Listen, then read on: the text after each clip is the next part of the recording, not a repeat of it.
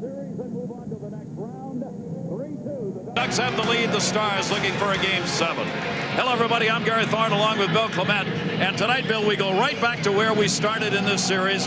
Two goaltenders making their first playoff appearance seasons. I think the only difference, Gary, is that the spotlight is shining brighter on J.S. Giguere than it has at any time of his life. Having been pulled in Game 5, his real challenge is emotional. It's mental to come back and have a great Game 6. And know this, the Dallas Stars will be hacking and whacking in the paint. I think one of the great stories, though, that's really gotten covered up by the Giguere hype is the play of Marty Turco. Better in this series than he was against Edmonton. Better every game as this series has gone along. Right now, I call it a dead heat and goal between these two teams. And if Dallas is going to get this back home Wednesday for a Game 7, they'll rely on their leader, who leads all playoff scorers. Yeah, and he is Mike Modano. This matchup is another one of the running stories in this series. Mike Modano trying to fight his way through Keith Carney playing the blue line and Steve Ruchin playing center head-to-head. Modano with a goal and 4 assists leads his team in points in this series, but they've been hard to come by. The bigger the game, the more Dallas needs Mike Modano. The Ducks had a chance to end this on Saturday in Dallas. They could not get it done. They get a second chance here at home.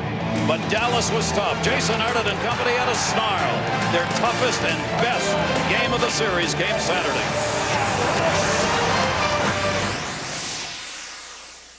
Introducing new body wash from Old Spice. Put my love to the test. It has a dual action formula, so you'll get really clean, smell really great. Hey there, need help with your anatomy homework? New body wash from Old Spice. What are these? Magic business binoculars. How do they work? You look through them, you see the future of business. Wow. The future sure looks different. What do you see? It's a 3D holographic projection of the world to come. Things move fast. Everything's integrated. Everything works in real time. How'd we get everything to work? I don't know. It says I need another quarter.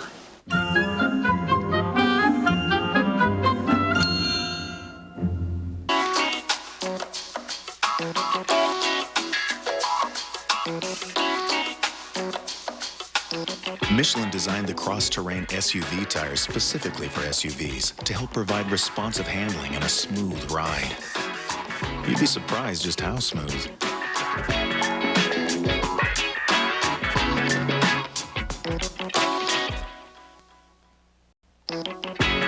Michelin, because so much is riding on your tires. What you save on Ramada's weekend rate? Spend on film.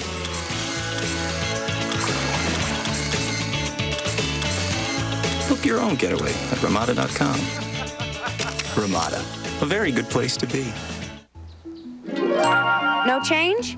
No problem. 1-800-COLLECT. For collect calls. It's always there when you need it. That's easy enough. Just like riding a bike. You are an angel. 1-800-COLLECT. Save a buck or two. Fast, furious. You ready for this? I was made for this. On June 6th. Show me something. It's not what you drive. Why don't we settle this now? We settle this on the blacktop. It's how you live. I got a problem with authority.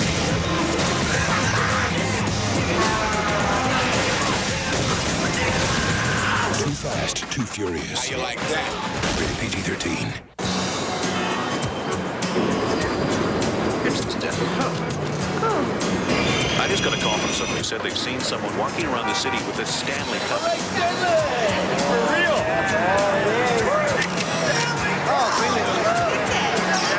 Is it the real one? That doesn't get any more real than that. You know, you may want to head downtown and see this for yourself.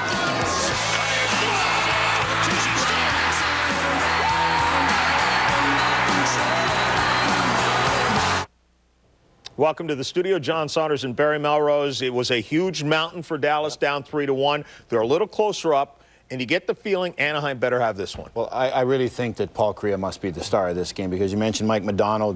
Billy mentioned how well he's playing, how much of a leader he's been for Dallas. They're basically 3-2 right now without Kariya being a major player. That's got to change. He's their best offensive player. And each game this series goes, don't forget, Billy Guerin is getting better each game, and sooner or later, he's going to score some goals for this Dallas Stars team, so they better do it tonight. So the West could be settled tonight. The East has already been settled. New Jersey sitting at home, waiting to find out would it be the Senators or the Flyers. This one was solved early. Havlat, the pass to Schaefer, 1-0, then Fisher. This was the one that killed the Flyers right there. Fisher shorthanded. That goal should not have been scored on Czechmanek. Another soft goal by Roman. And the win really came out of the sail of the Flyers after that, and there was no contest. 5-1 is the final, so the Senators will meet up with New Jersey. Also, Vancouver and Minnesota is over on ESPN2 right now. When we come back, Paul Kariya and the Mighty Ducks looking to close out the Stars.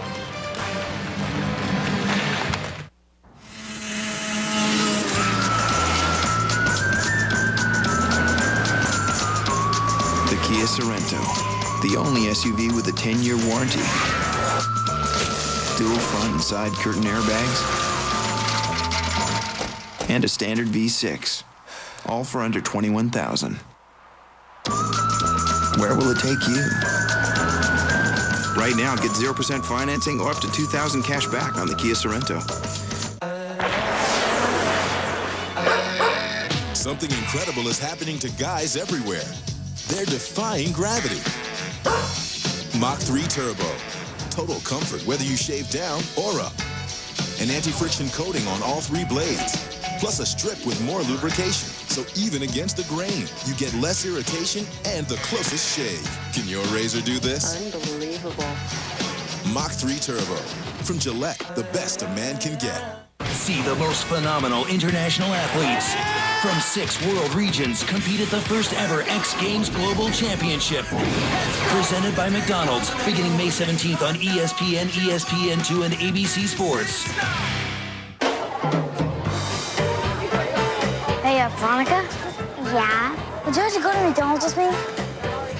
No, I wouldn't, Steve. It's Sam. Whatever. I'll go, Sam. McDonald's and a man like you? A girl would be crazy to pass that up. That was really cool, Aunt Tiffany. What? Memo to Little League Dad. This isn't the 7th game of the World Series, and your son is not the next Barry Bonds. Rome is burning. Premieres tomorrow at 7 Eastern.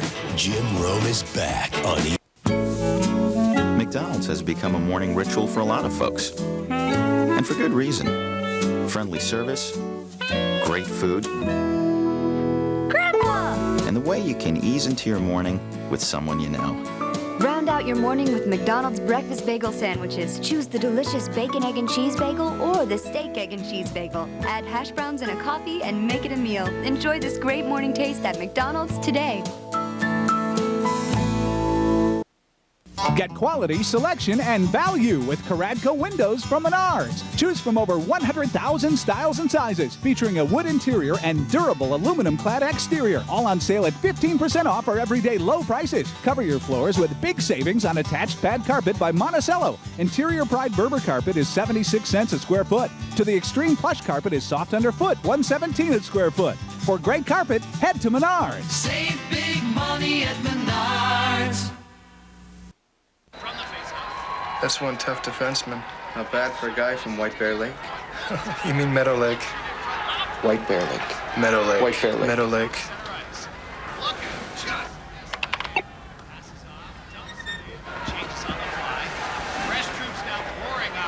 Born in Moose Factory, Ontario. I knew that. For real-time scores, NHL video, and official NHL merchandise, the place to go is NHL.com on MSN.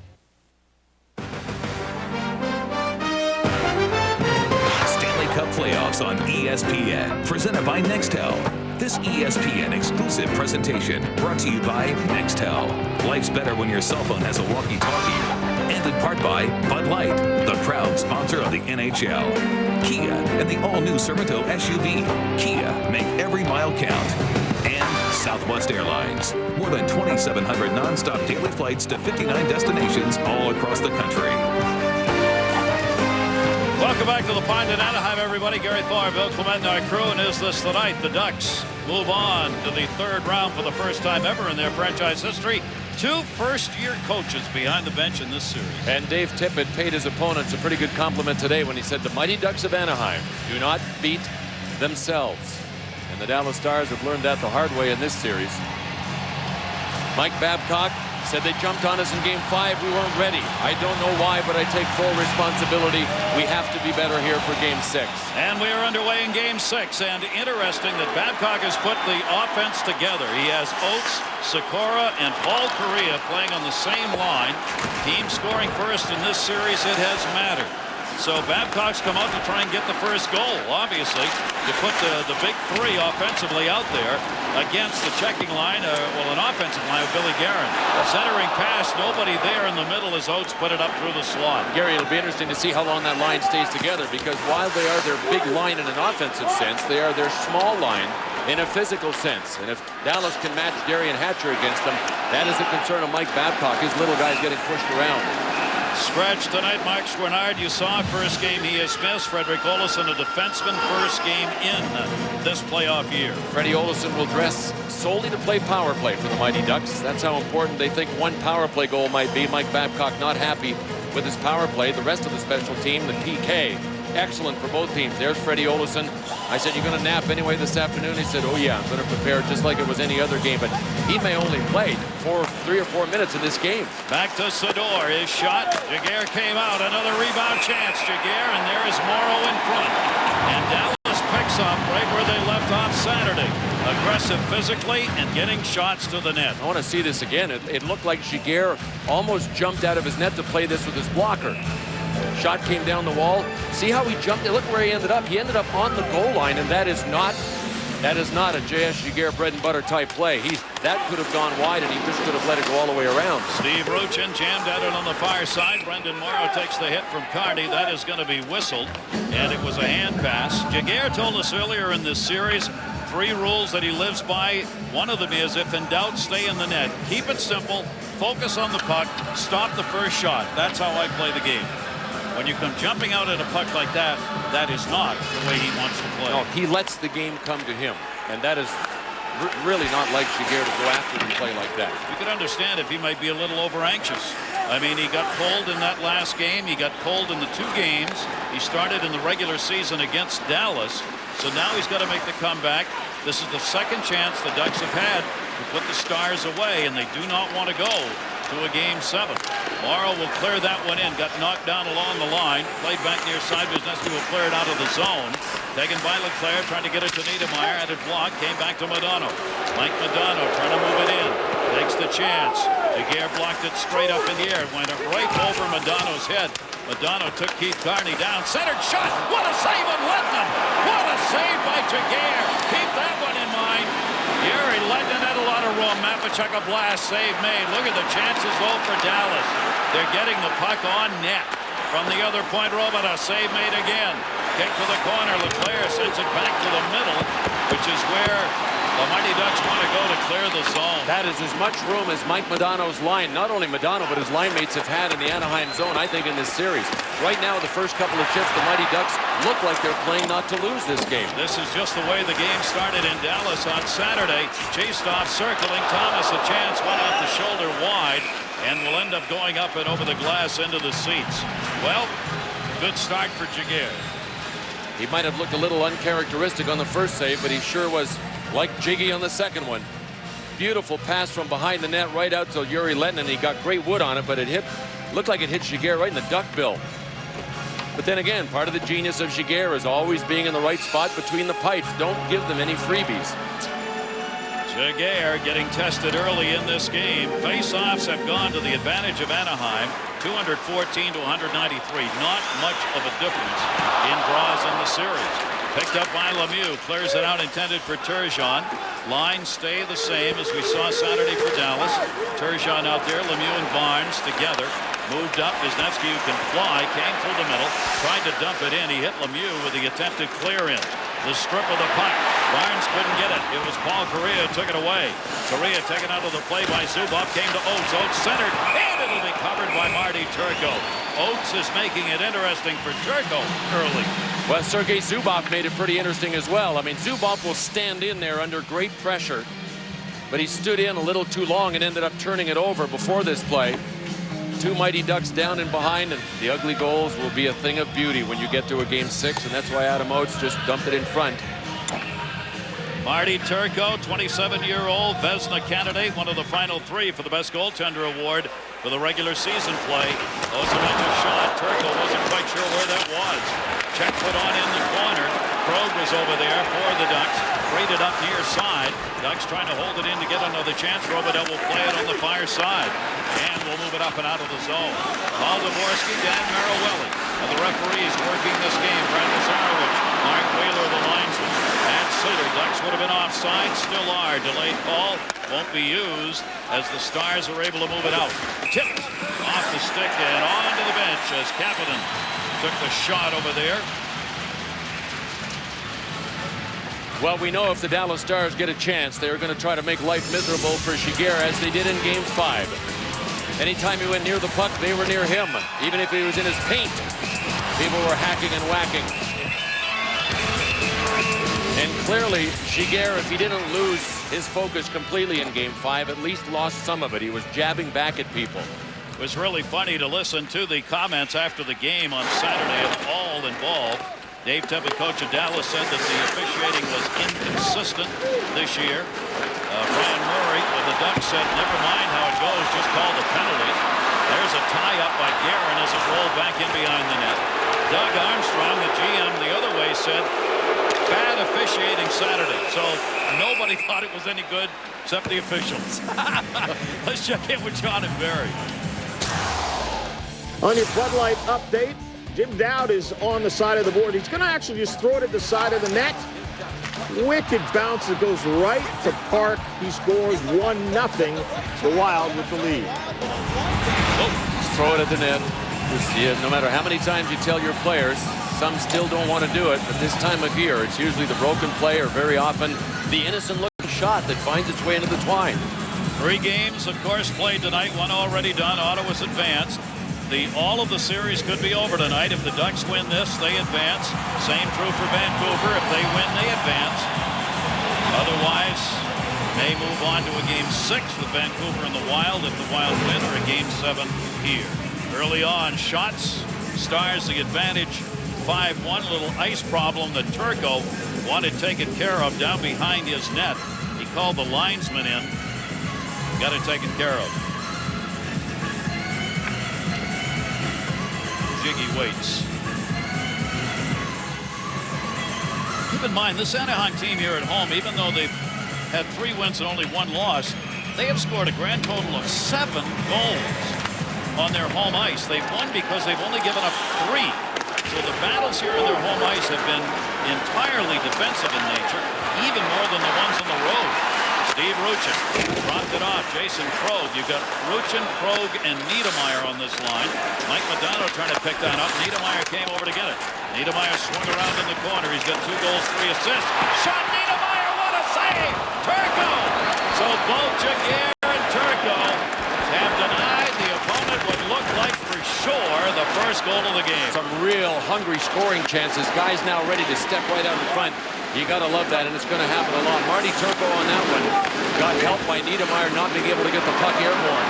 Again, the Ducks going to the middle. That's when they think they've got room to move this puck out of the zone.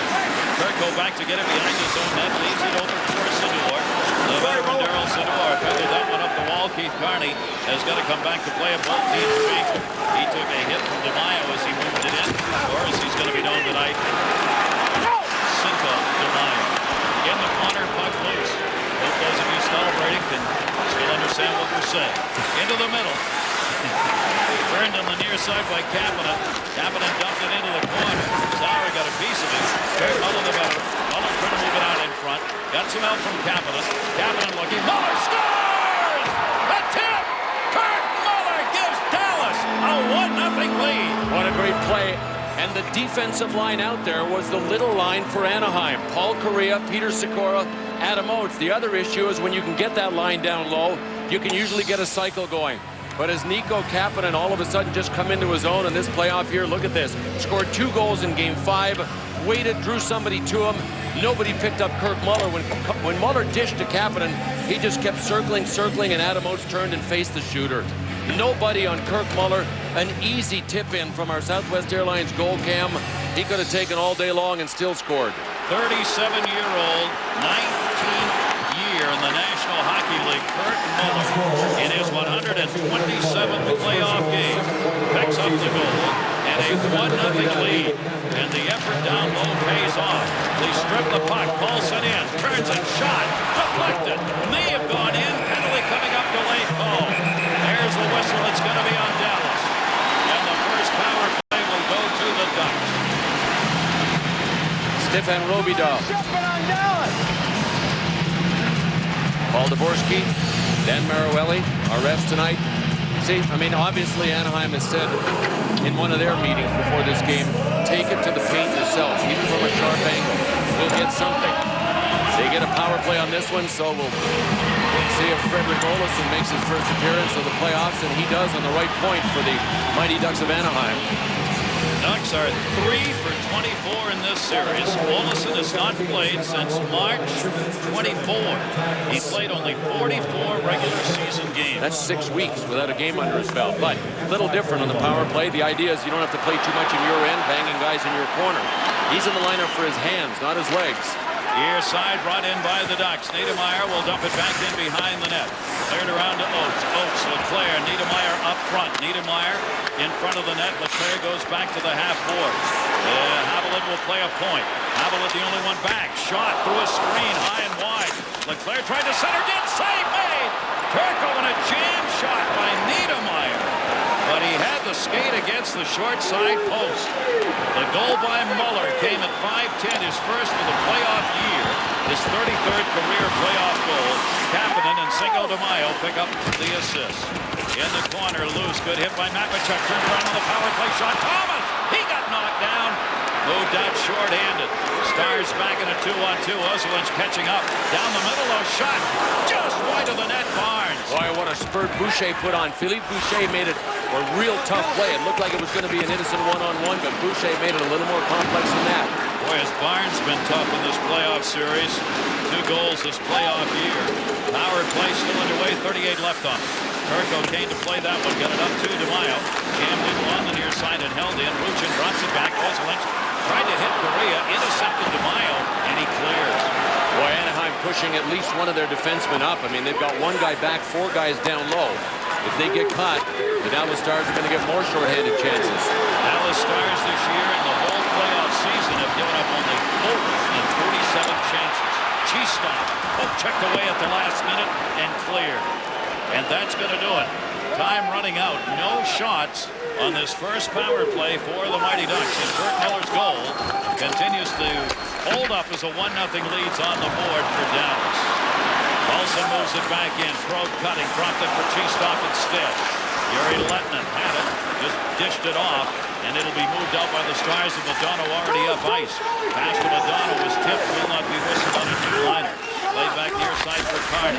Carney has been out there in this series on virtually every shift that Mike Modano has played so far. Krog cutting to the net. Pass blocked by Duchesne on the attempt to get it to him. Krog came over the outside, knocked down Leclerc in front. His shot. Turco will haul it in. And hang on. The Ducks getting chances. Turco coming up big, and Muller the goal.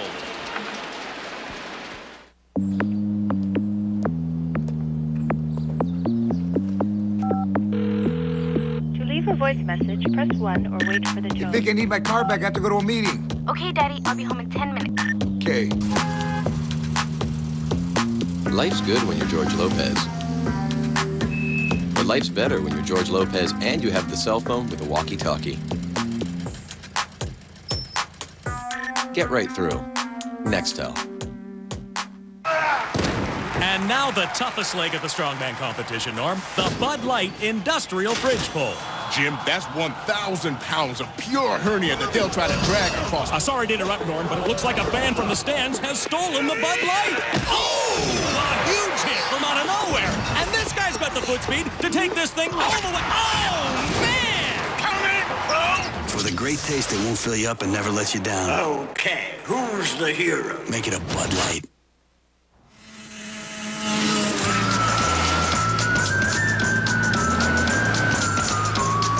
Kia Sorento, the only SUV with a 10-year warranty. Dual front and side curtain airbags. And a standard V6. All for under $21,000. Where will it take you? Right now, get 0% financing or up to $2,000 cash back on the Kia Sorrento.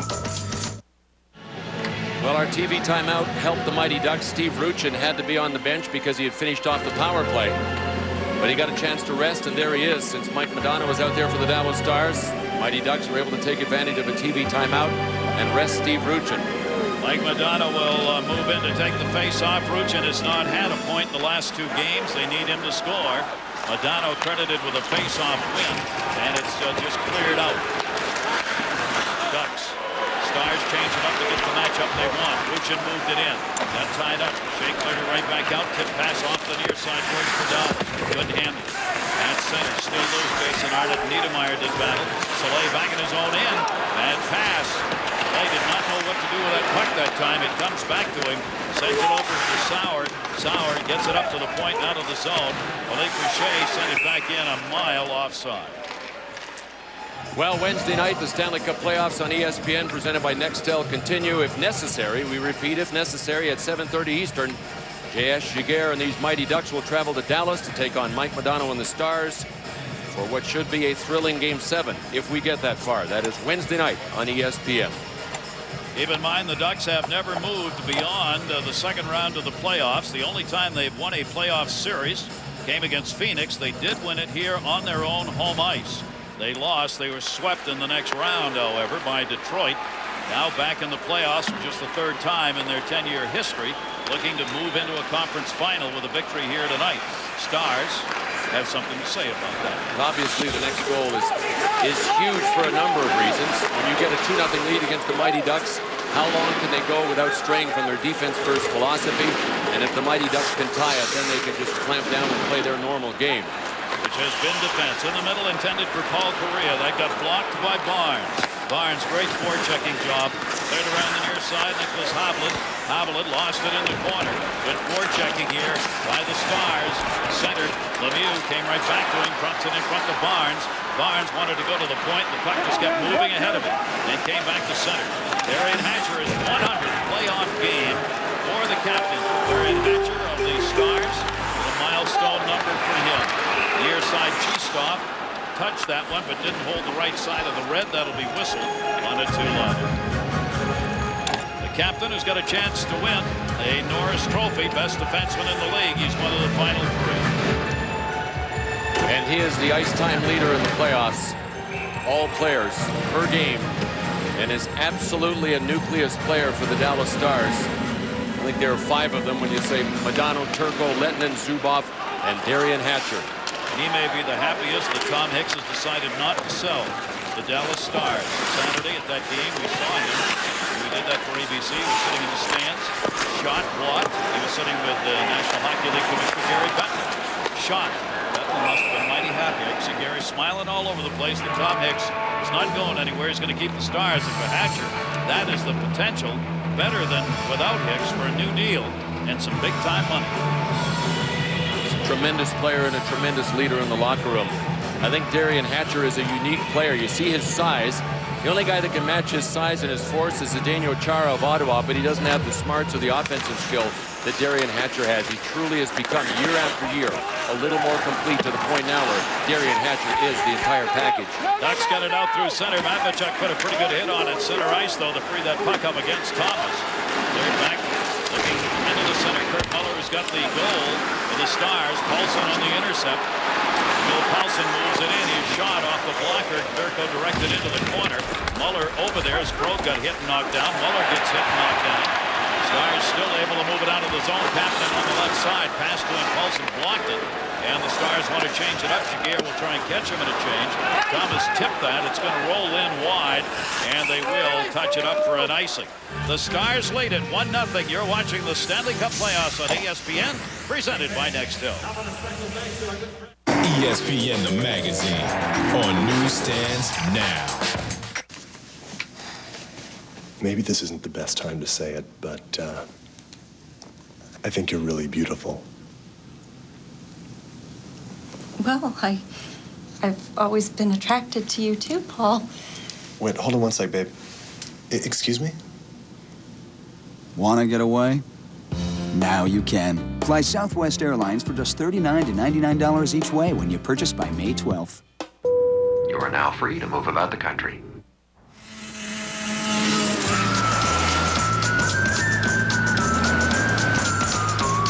The Kia Sorento, the only SUV with a 10-year warranty. Dual front and side curtain airbags, and a standard V6, all for under $21,000. Where will it take you? Right now, get 0% financing or up to $2,000 cash back on the Kia Sorento. You know I like you, and I like you a lot. I like Janice a lot, too, and I know she's your roommate. Janice? I'm not sure how to say this to you. You know that I like you a lot, right? Yeah. It's just that I like Janice a lot, too, and I know she's your roommate, and I wouldn't... So date both of us. What? What did you say? Interesting, huh? Dallas Stars have not been kind to J.S. Giguère. He was pulled twice. That was in the first half of the season. Then again in Game 5. Should point out he was pretty darn good in Games 1, 2, 3, and 4. Interesting note, he got pulled a total of 4 times during the regular season, twice against Dallas. And in 3 of the next 4 games when he came back, he gave up 4 or more goals. Morrow leaves it in the middle, almost. Pretty good centering pass right there. Niedermeyer will move it out after Ruchin intercepted. That'll be dumped into the corner. Ruchin going back, cut his man off. Ruchin wanted to center, waited for some help. Got it. Niedermeyer pinned up. Mike Modano will pick up the loose puck. Modano clears it out. Modano leading the Stars. 5 goals, 9 assists. He started the day leading all scorers. The 14 points he's put on the board. Morrow gets hit by Soleil. Puck taken away. Paulson came around Ruchin. Ruchin finally got him tied up and avoided the penalty. Keith Carney. Carney takes the hit. This is the way Dallas played Saturday. They pinned the Mighty Ducks in a long time in their own end. Niedermeyer into the middle. Aerial pass for Ruchin. Can't handle it. Boucher's on him. Centering pass. Nobody there. They cycled out of the slot area. Stars like to drop it back to the D and then move it up ice. Bouncing puck. Now he's got to turn it the other way. Kurt Sauer hasn't scored in the last 3. He has played well, the young rookie. That one bounced into the zone. The player drops it. Avalanche shot off the blocker. Looking for Sikora cutting. The patented aerial play from the left wing over to the right wing to try to get either Darian Hatcher or Richard Matvichuk caught in a foot race.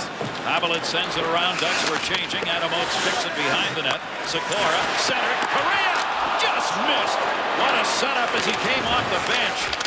Sikora saw Paul Correa on the line change and put it right on the tape, but he shot it wide on the short side. Wow, Steve Barnes, he got away with one there. He just poked Havlat in the back of the leg, and down went Havlat. Dallas had controlled that puck. That might have been a penalty right there because it would have created an offensive chance. Stars have the 1-0 lead. Kurt Muller's got the goal. First period. Shots are 8-6 in favor of the Stars. Barnes the only one there with Turco behind the net. Well, that's not the first time Barnes has saved Marty Turco's bacon in this series. Now here in the middle is Turgeon. Turgeon had it poke checked away. Ducks looking to move it up. Just get it out the centers. Jason Krog took the hit from Hatcher behind the play. And Gary Krog is getting a lot more ice time early in this game. Remember, the Mighty Ducks do not have 4 complete forward lines dressed. They've got Shellberg and Krog as their extra 2, but right now Jason Krog's not an extra. He's one of the 3 guys in rotation. He has been out there a lot. Chris Simpson with us down at ice level. Chris? Thanks, Gary. Well, if the most sincere form of flattery in sport is when the other team targets you, J.S. Giguère has arrived. As Coach Mike Babcock this morning called it a compliment to Giguère that the Stars singled him out in Game 5, but he also said the truest test for a goaltender is how he responds to all that attention. We knew it threw him off his game a little bit in Game 5. Tonight, he has a chance for redemption, guys. Yeah, that he does, Chris, and I haven't seen any Dallas player even come close to touching him. The closest guy was Kurt Muller when he almost touched him with his follow-through on the goal that he scored. Yeah, nowhere like Saturday in the net. And Babcock said after that game, he put in his 2 cents worth. He says the goaltending interference, in his words, absolutely out of control. And that's all part of the mind games being played. Try and draw attention, get the officials to do some of the things you'd like for them to do. Robida looking into the middle. Robita dropped it off. Shot deflected off the block and wide by Kapanen. Cheestop avoids the check of Kirk Muller, who picked up that goal. Muller's first playoff goal in 17 playoff games, going back to 0-1. This will be moved out by the Ducks. Cheestop a little roam. He's got Thomas cutting. Thomas trying to turn it in. Matt Tkachuk tied him up. Matt Tkachuk and Thomas along the wall. Center again in front. Bouncing puck. Cheestop tried, but it was on in, and it ended up over the net in the corner. I think it might have been in his skates too, but he had the gun cocked and ready to fire. Cheestop moved in. There was no rebound there. The Stars won. The Ducks nothing. Ooh, you're a naughty little boy, aren't you? Keep it up, and I'm gonna give you a spanking. I'll teach you the meaning of respect. You're not getting any of my Bud Light. Do you hear me? No kisses for you. Not till you learn to obey me. Now, get down on all fours. For the great taste that won't fill you up and never lets you down. 10 days, 10 great days. The Bob Roman Auto Group Spring Savings Sell-a-thon. Financing as low as 0 APR or savings up to $10,000. Toyotas, Hondas, Jeeps, Lincolns, Mercury's, Subarus, Mitsubishis, Hyundais, Kias, Suzuki's, and even Saturns. There's only one Bob Roman. The Bob Roman Auto Group, Sagamore Parkway, Teal Road, Greasy Lane, Lafayette.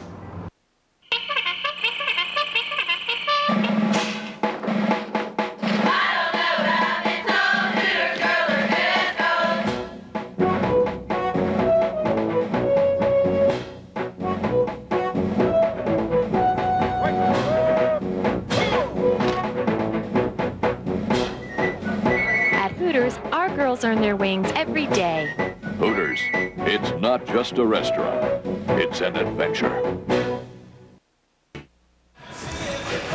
The first stanza of the hockey game has been good to the Dallas Stars. They have made it work for them, outscoring their opponents 16-4 in the first periods, and they've doubled up on Anaheim too. 6-3 in this series. Dave Tippins' team taking advantage, getting it done early. The Ducks have been a team in this playoff year. They have been able to come back even though they don't score the first goal. The Ducks have won 2 and lost 2 this playoff season. But in this series, the first goal has won the previous 5 games. Again, a chance for elimination as the Stars play their second consecutive, knowing that if they lose, their season is done. Modano, Giguère, just able to knock that away. As in front of the net, Morrow was cutting, and a penalty's coming. This could be goaltender interference. Well, you know what it is, Gary? I think he cross-checked Keith Carney. Interference! I don't think it's goalie interference. He pushed Keith Carney face first into the crossbar. That's how the net came off. The net is still off. Mike Modano just throwing it at the feet of Giguère. Oh, yeah. Brendan Morrow gave Keith Carney a push just before he got to the paint. I was worried about Carney's face for a moment, hitting the crossbar. So was he. Good thing he got it with that giant jaw of his. Keith Carney was up at 5:40 this morning, feeding his infant daughter, Morgan. He's up for Father of the Year. Amy Carney is up for Mother of the Year. They might sweep. They got an opportunity there. Never happened before. Morrow interference, 14:36. Second power play of the game has happened on Saturday. The early penalties, both of them here, have gone against the Dallas Stars. 5:11 left to go in the period. The Ducks get a chance to tie it up on a power play. Haviland lays it for Paul Kariya. Nobody in front of the net. Everything is spread out here. Kariya looking, only one man back at the point. In front, shot, Ruchin, save, rebound. Ruchin behind the net, wanted to center. Got tied up by Hatcher. Ruchin kicked it away. Paul Kariya tried to block it, could not. There's Olesen playing the power play again. And that one will go by him to center. Lettinen and Modano were the forwards up in the penalty killing unit, which has been magnificent here in the playoffs for the Dallas Stars. Marty Turco has put together 3 saves that look identical from that sharp angle. If the Mighty Ducks can take a split second to see if they've got enough time, if they do, they've got room upstairs. Olesen, Kapanen was right on his back. Niedermeyer, DeMaio took it away. And he flips that one back into the corner. 54 seconds left on this power play. For a while, the Ducks, when they were winning consecutive games, didn't worry about their power play. Don't need it. We're not giving them up. We don't need to get them. Well, they play needs to come alive to help their offense out. But against Dallas, that's not easy. That was Boucher who pinned it up, and it's cleared out of the zone again. Morrow. Robbie DeMaio is again having a tremendous game. He was awesome. It was the little men that really got it done for the Dallas Stars in Game 5, and they're already at it again. DeMaio capping it. Wesselink sent that one in. Power play's got 18 seconds left on it. Dumped along the wall, and that's where it's going to stay. Barnes had no intention of getting up with the puck underneath him there, so he just held on. John and Barry standing by. Our intermission coming up at 3:37. A look at the Senators who have moved on. The Wild taking on Vancouver. Highlights and an intermission interview all coming up. Our congratulations, the Ottawa Senators, for their victory as they move on to the conference final. Picture of focus is Yuri Lettinen. He has been both a tremendous defensive player and an offensive catalyst in this series. And that will kill off this penalty as well. Giguère holds it up. 3 seconds left to go on it. So they've not converted on 2 power play chances, and they've had 1 shot on the combined 2 power plays. Jason Krog moving. Krog dropped it out in front, or at least tried. Buchnett come back. Centering pass. Jason Krog had that one blocked, and it's cleared out. Zubov, the man who intercepted. Modano's heading to the net. Modano a step, dropped it, shot off the outside. Probable save made. Penalty coming up, delayed call. Zubov, extra skater out there for Dallas. Zubov wrists it. That one bounced off his own man, back to Modano. Delayed whistle against the Ducks. Extra skater for Dallas. Modano on top. Fakes it. Looking, they've got 2 set up in front of Giguère. Zubov, I mean a major traffic jam down low. One of them's Hatcher. Zubov, that makes it a triple traffic jam. Shot! May have been fanned on by Morrow. Don't think he ever got it. Morrow in the corner, and there's the touch-up and the whistle. Morrow can't believe he didn't get a shot off. I think it bounced over his stick. Boy, Mike Modano saw as much daylight on this rush as he's... 2 minutes, obstruction hook. That's Sandis Ozolinsh. You saw the hook happen right there. Look at this play to Yuri Lettinen, equaled by another tremendous save by Giguère. It hit the outside of the post, but Jiggy was over, square, down, waiting. Talk about guys who could win multiple awards. How about Yuri Lettinen? There's Ozolinsh. He goes on the hook at 17:26. So for the first time in this game, the power play now comes for the Dallas Stars with 2:34 left to go in the period. This would be an enormous goal. So late in the period, and an opportunity for that 2-goal lead. Held in behind the net, that's all Dahlen. The veteran Dahlen has had a lot of power play time. He's been out front of the net. Sador blocked that, bounces in the middle, so they tried to clear. Second chance, he gets it out. The only goal Muller scored it from Kapanen and DeMaio at 5:10. An even strength goal. Now the penalty hooking on Ozolinsh at 17:26. Is Dallas their first power play chance? They too have struggled here in this series as far as the power play is concerned. Both teams have as they're 2-for-16. Dallas' setup it just won't get it. They actually tried a hard round and came over to one side. All 3 forwards came over to the one side. Didn't even get to the puck first, so that's why it was an easy clear for the Mighty Ducks. Move back up to Sador to the red line. Sends it in, off the boards hard. Keith Carney to knock it down. And Carney will shift that right back out. They would team so good now when they force you to dump it in, especially against Anaheim. They're used to sagging their weak side defenseman right into the corner, just waiting for you to do that. That was Havlat trying to get rid of that. He knew Modano was on the other side of it. Turgeon out there on the power play now. Hatcher and Zubov are out along the blue line. Niedermeyer, Carney over there for the Ducks. Held in though by Dallas. 39 left in their power play. Zubov can shoot but is reluctant to do so. When he lets it rip, he can fire it. Back on top, Modano. That one blocked. May have been touched. Rebound, Giguère. Save on Hatcher. Giguère coming around on Hatcher who had gone to the front of the net. Less than a minute to go in the period. 19 left to go on the power play. Here comes Paulson. Can he tie it up? Shot. Missed it. Never get it on net. He ripped it wide on the glove side. In the waning moments of the first period, a chance to tie the game. Darian Hatcher got tripped up trying to get back from the Mighty Duck zone, and that's why nobody was on Paulson. I mean, that's as wide open as you can get.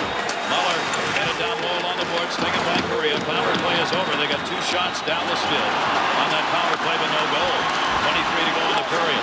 Korea cutting to the net. Poke checked away by Zubov before he could get there. Cleared up the near side wall. Soleil fanned on the attempt. Kapanen cutting in, couldn't get there. They behind the net. 10 seconds left to go in the period. But Sauer got it out of there. Oates will get it back. Oates, Sikora in the middle. Pass was behind him. Still in the zone. Yes. Dumped into the corner. Oates going back. They'll run out of time. And Oates takes a shot just as the buzzer goes off from Philippe Boucher, rather. No indication of a penalty, however. Nope, don't think so.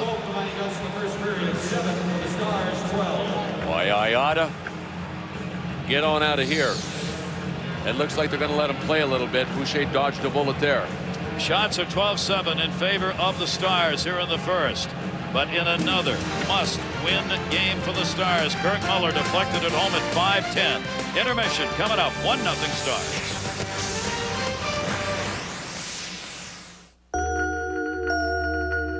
Right now, the only thing standing between the supervisor and his weekend is somebody loading this pallet on a 5-ton truck to Tuscaloosa. Nearby, a fast, dependable forklift operator needs a good job. That's where we come in. Employers, call 888-MONSTER. Post your job and find the right person for it. Because now, blue collar, white collar, no collar, Monster works for everybody.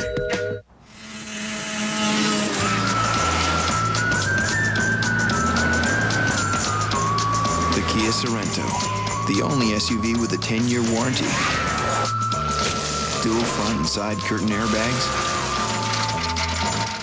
and a standard V6, all for under $21,000. Where will it take you? Right now, get 0% financing or up to $2,000 cash back on the Kia Sorento. Introducing new body wash from Old Spice. Put my love to the test. It has a dual action formula, so you'll get really clean, smell really great. Hey there, need help with your anatomy homework? New body wash from Old Spice. Hey, you're gonna love this new quick rent at National Car Rental. When you get to the airport, they let you choose your own car. Whatever make and model you want. Whatever color you want. You can walk right past the counter. And you don't stand in any lines. All you need is a major credit card and access to the internet. You rent online at nationalcar.com. They ought to call it quick and easy. Bypass the counter. You don't have to stand in line. Choose your own car. Click, click, click on the computer. It's all about me. Rent, huh? Choose the rental car company that lets you choose your own car. Quick rent at nationalcar.com. Honey, should I play a little something to get us in the mood? There's nothing more magical than a Walt Disney World vacation, especially when you've won it from Visa. Use your Visa card in May and June and you're entered to win an exclusive after-hours Magic Kingdom party and amazing Walt Disney World vacation for you and 7 guests, and all the other winners, only from Visa. This song gets Mommy and Daddy in the mood. Visa, it's everywhere you want to be. People, I have witnessed the future, seen visions of what's to come, and I've seen change, drastic change. It's the ousting of the old and rejecting of routine. I've seen cats getting shook, taken to the Baja, bugged out passes, bringing freedom to the masses. Ooh, it's crazy. Hey, stand up, rise up. NBA Street Volume 2, rated E for everyone. Street ball will never be the same. Will never, ever be the same. EA Sports. The Dallas Stars with a 1-0 lead as they must have this victory to force a Game 7, which, of course, would be back in Dallas. John Saunders alongside of Barry Melrose. In this one, much as the last game, Dallas just looks like the hungrier team right now. I think they are the hungrier team right now, and an interesting line change in the combination when they put the 3 scorers, the Mighty Ducks with Oates and Korea. What happens is they're great with the puck, but they're not great defensively. Oates got turned around on the goal. Muller got a wide open chance in net. So that line will get scoring chances, but they will also give them up. And Oates was right there with Muller. But he just didn't quite do the job. That's what offensive players do. They just don't give you everything you want defensively, John. Drives you coaches absolutely crazy. Yes, it does. The Flyers and the Senators. Philadelphia had to win to force a Game 7 in this. Ottawa was looking forward to facing New Jersey. Roman Cechmanek, would he come up big in this game? Well, Havlat with a nice little fake out, and the pass goes across to Schaefer, gets the goal 1-0. Nice little fake out. I'd have to see what you mean by great. Look at that. Cechmanek comes over. He's got to play Havlat. Nobody picks up Schaefer in the back door. Philly was not good defensively in this game whatsoever, John. But this is the goal that was a killer. Fisher going in shorthanded. He has to make that save. It's from a bad angle. It's shorthanded, turning point in the game. Make himself big and stop the puck. And then Hossa drives in. Saved by Czechmonic.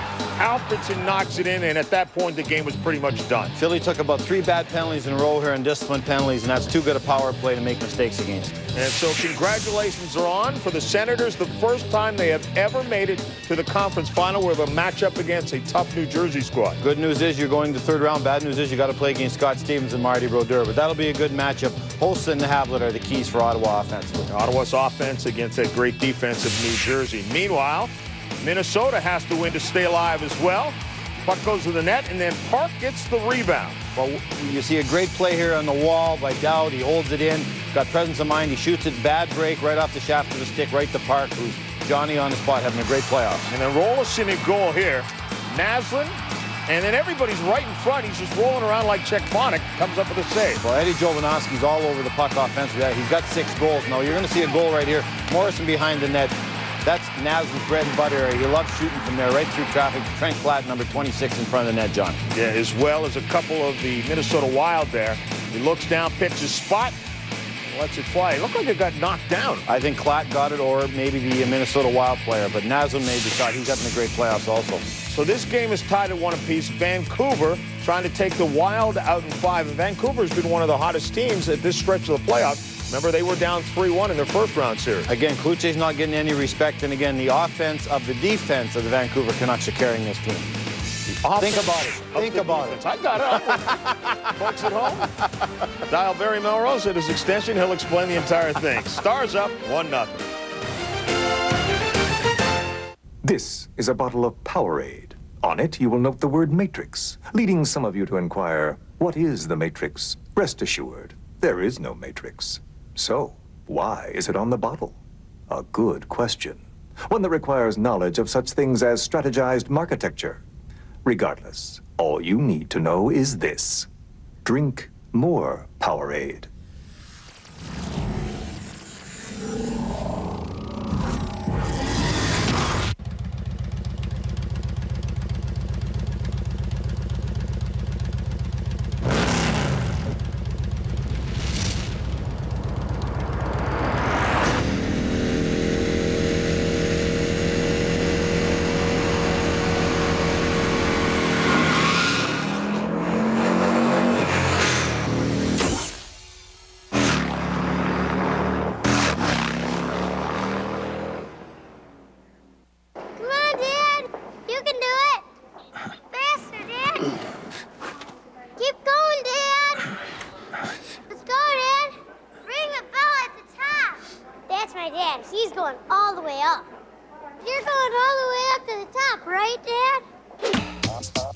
At least you can count on Toro mowers. Guaranteed to start on the first or second pull. Or we'll fix it free.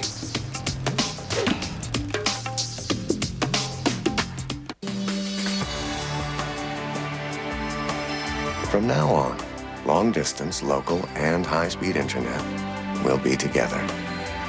Voice and data networks for companies large and small will be together. The innovations of one of the world's largest internet providers and the simplicity of one global network will be together. Together, under one name. MCI.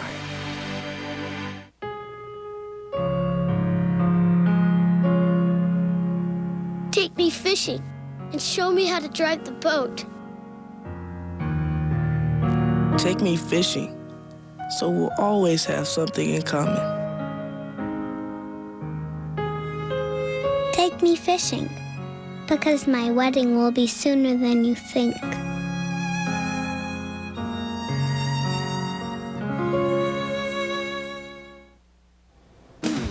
Dallas Stars up 1-0 after 1 period of play, thanks to a goal by a guy who's been around sometimes. He's with Chris Simpson.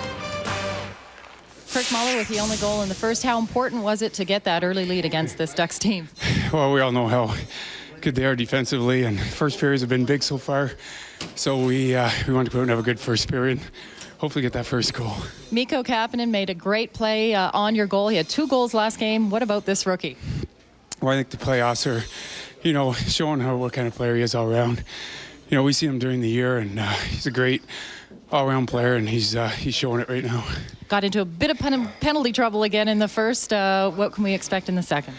Well, they warned us before to be careful, and we're trying to stay away from any of that stuff. So we're just trying to play a good, solid defensive game, and like you say, stay out of that box. Kirk, thanks for this. Good luck in the second. Okay. Thanks. Barry, you talked about this line. Well, watch the play right here. Muller's in front with Oates, and Oates lets him go. Nice tip in goal. Big goal for the Dallas Stars. 1-0 lead. Second period coming up. Hey, guys. Hey, what's up, man? Well? Well, what?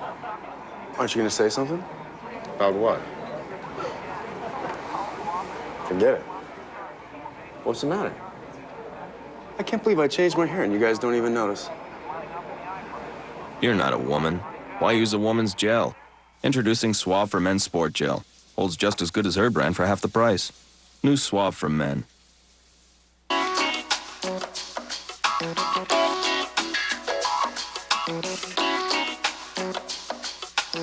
Michelin designed the cross-terrain SUV tires specifically for SUVs to help provide responsive handling and a smooth ride. You'd be surprised just how smooth.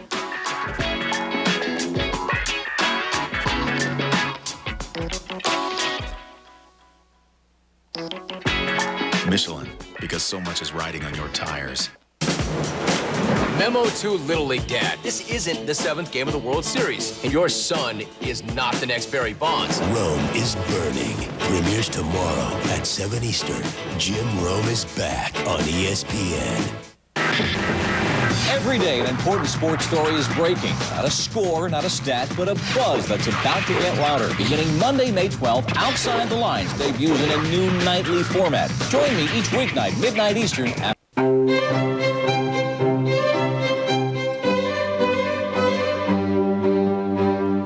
Some people like perfect order in their world, while others are a bit more relaxed. Whatever your style, you'll always feel at home at McDonald's. Now at McDonald's, get a delicious double cheeseburger for only $1. That's just $1 for the big beefy taste of our double cheeseburger. Just one of the many tasty items you'll find on McDonald's dollar menu.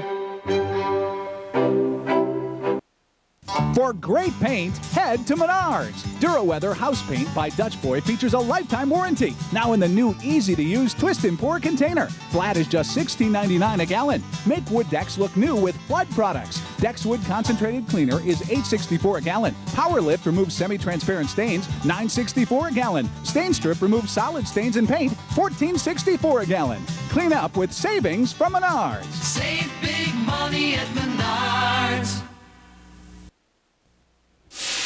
Keep it simple. If Dallas and Minnesota win, there will be 2 games on Wednesday, or 1 if either of those lose, or none if they both lose. That's on ESPN and ESPN2. 1-0. And the second period coming up. Dallas trying to stretch this one out to the previous scenario.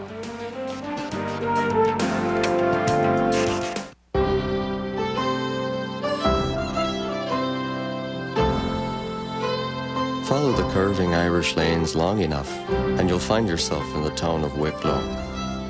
And if you arrive on that most special day in Ireland, you'll find the town celebrating their favorite holiday in traditional fashion.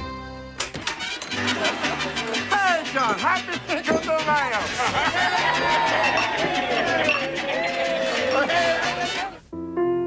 No first runner-up. No do-overs. No mulligans. No place or show. No silver or bronze. No 2 out of 3. No second place. There is only the victor. And the vanquished. We know where we stand.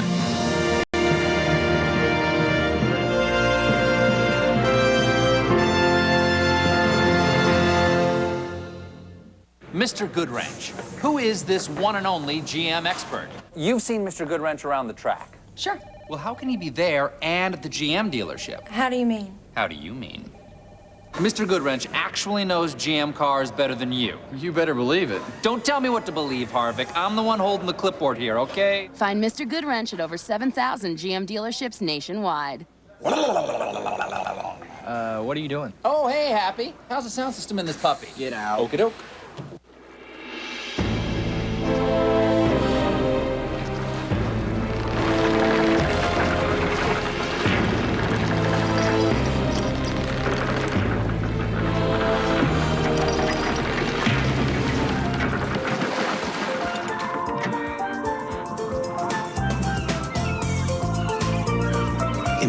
What a pleasant surprise it must have been when man first harnessed the power of wind.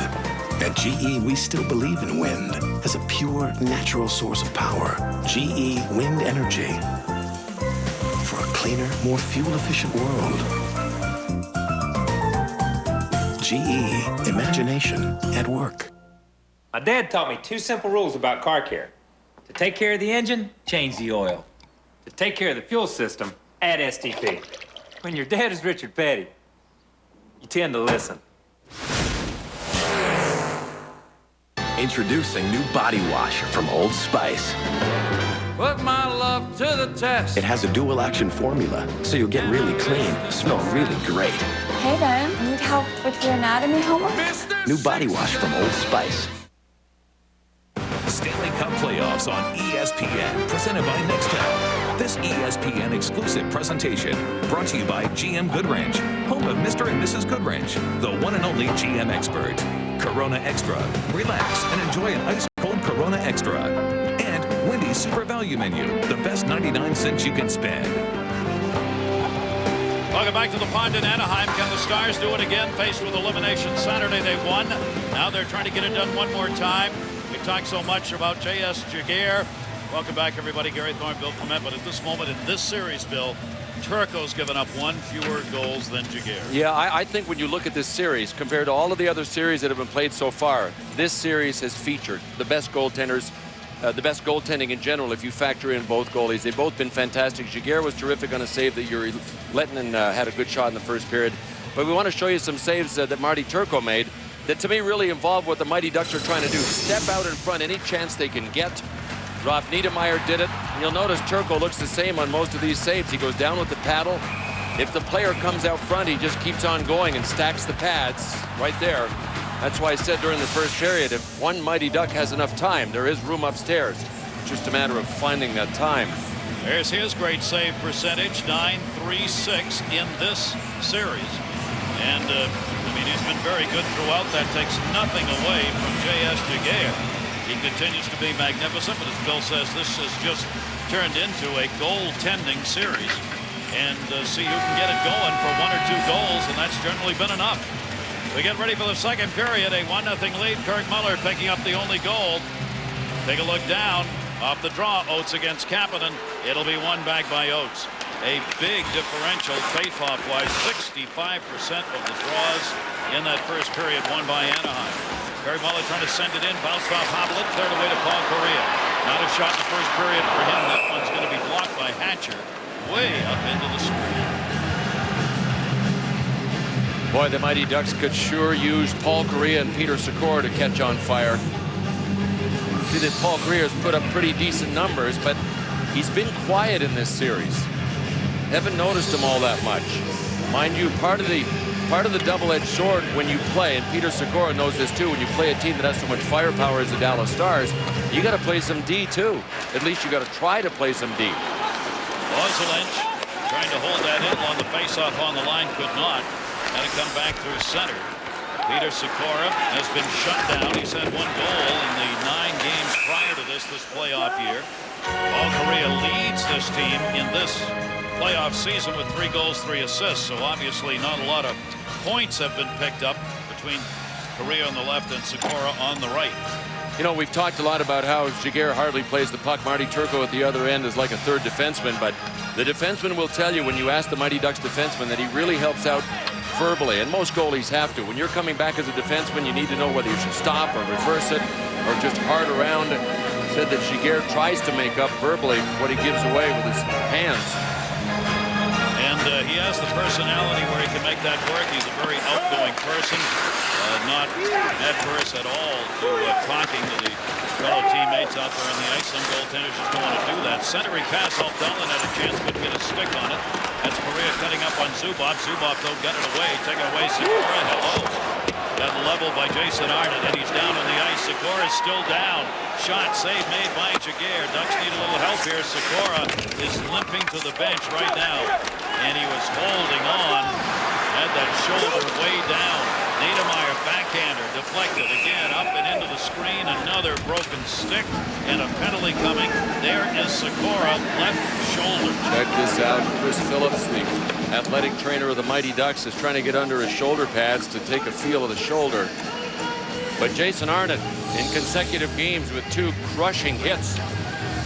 He took out Jason Krogh in Game 5, and Arnott has now put Peter Sikora down.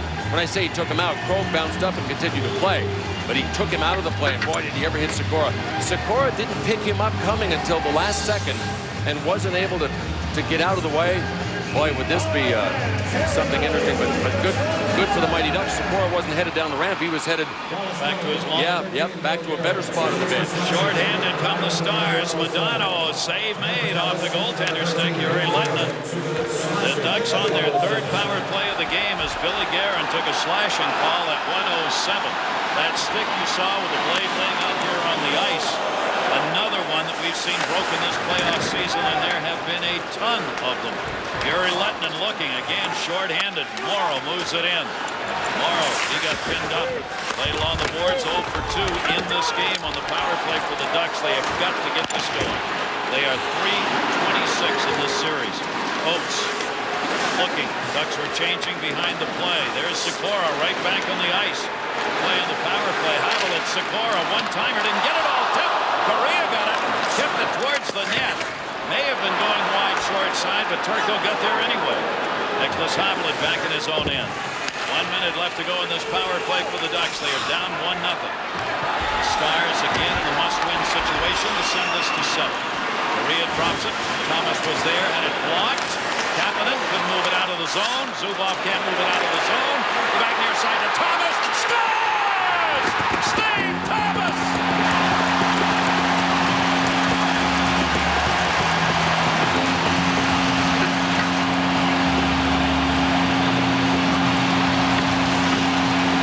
Oh, man, bad things happen when you fail to clear the zone on a penalty kill.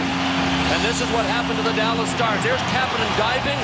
And then Zubov had all kinds of time, but he babied it. Instead of clearing it, he tried to make a pass. Counterattack right to Steve Thomas. No mistake on this one from our Southwest Airlines goal cam. Steve Thomas showed great patience. He faked Marty Turco down and then went right to the shelf. A goal scorer's goal for Steve Thomas. Yeah, baby. He has tied this game up. Steve Thomas, second goal of the playoffs. He's not had a goal in the last 7 games, but he gets one here. And it is 1-1, and they do indeed get it off the power play. They come right back into the middle, looking to get chased off, intercepted. Claude Lemieux. Lemieux will move it out for the Stars. 1-1 game. Lemieux got hit at center, taken down by Paulson. Soleil got back for the puck, touched it up, and it will be an icing call. The tying goal in 2:25, Thomas. First of this series, second of the playoff year. Ozelich and Ruchin get the assist. Dallas Stars are arguing this should not have been an icing. Another look at it. Sandis Ozelich, man, can he make a pass? But Steve Thomas knew he had Darian Hatcher there too. And did he thread the needle? Talk about a precision shot. Oh, but Ozelich with a super play. What execution by the Mighty Ducks when the Dallas Stars failed to clear. Steve Thomas is the veteran out there as far as playoff games are concerned for the Ducks, to 157. And his 52nd playoff goal. He has had 4 of those goals against the Dallas Stars in his career. He's played 14 games, including this one against the Stars in his playoff history. Center, Jaguar knocked that one away to the near side. Ducks again moving back into the middle. Played by Wisniewski over the zone. His chance wide of the net on Turco. Paulson dumped it around the net, didn't have anybody there. It'll come up the near side wall, moved up to nobody. Couldn't set that one up with Shea, and that will be touched up for the icing call, and we'll check in with John and Barry. Vancouver and Minnesota tied at 1 apiece, and on a power play, Cliff Ronning teased the shutout. You can see Kluche peering around the defenseman, looking, can't find it, beats him, and now the Wild up 2-1. Gonna have to drive a wooden stake through their hearts before they'll say, Uncle. 2 Cinderella stories left in this playoff year. These Mighty Ducks and those Wild. Tampa Bay Lightning were another. They've moved on through the first round, not expected to do so. Near side loose, Ruchin coming over. Ruchin a chance, blocker save made. Good shot by Steve Ruchin from the near side boards. And a good save by Marty Turco. He popped it right by Mark LeClaire, who was parked about. Mike LeClaire was parked right by him. That one, Modano tried to knock it down, couldn't get to it. Held in by Matvichuk. Matvichuk had 3 shots in the first period for the Stars. He jumped to try and shut that down, could not. Nobody coming back behind the net. Will touch it up and an icing call on the Ducks. 1-1. 4 minutes into the second period. Mike LeClaire with a little juice after the fact. What an unsung hero Mike LeClaire has become. You know, quietly he's flown under the radar. Is that a warning or is that a penalty? Here's LeClaire here, just a little love tap on Stefan Robidoux. There are only 2 players that have played for the Mighty Ducks longer than Mike LeClaire has. Steve Ruchin and Paul Correa. He has had only 1 20-goal season, but he is one gritty player, and he's actually playing on one knee. He's going to have knee surgery when the playoffs are over. Missed 21 total games in 2 different stints from a surgery that happened back in the fall, and he's still playing. What a gutsy guy. 2 game-winning goals, including the one that was scored in the final 2 minutes of regulation in the 1-0 shutout win. Face-off won by the Stars, so they can't hold it in. Turco came back, Cheestoff up. Turco went to help play it. Cheestoff moved over and helped the interception. Jason Crow cutting in through the middle, trying to redirect that, could not. And that was Cheestoff who created that opportunity. Tipped into the zone. Soleil comes back. He and Oselinch are out there defensively. Centering pass. Ducks again. They've gone through the middle here since the opening face-off of this game. Kicked in on net. Thomas. Cheestoff scores!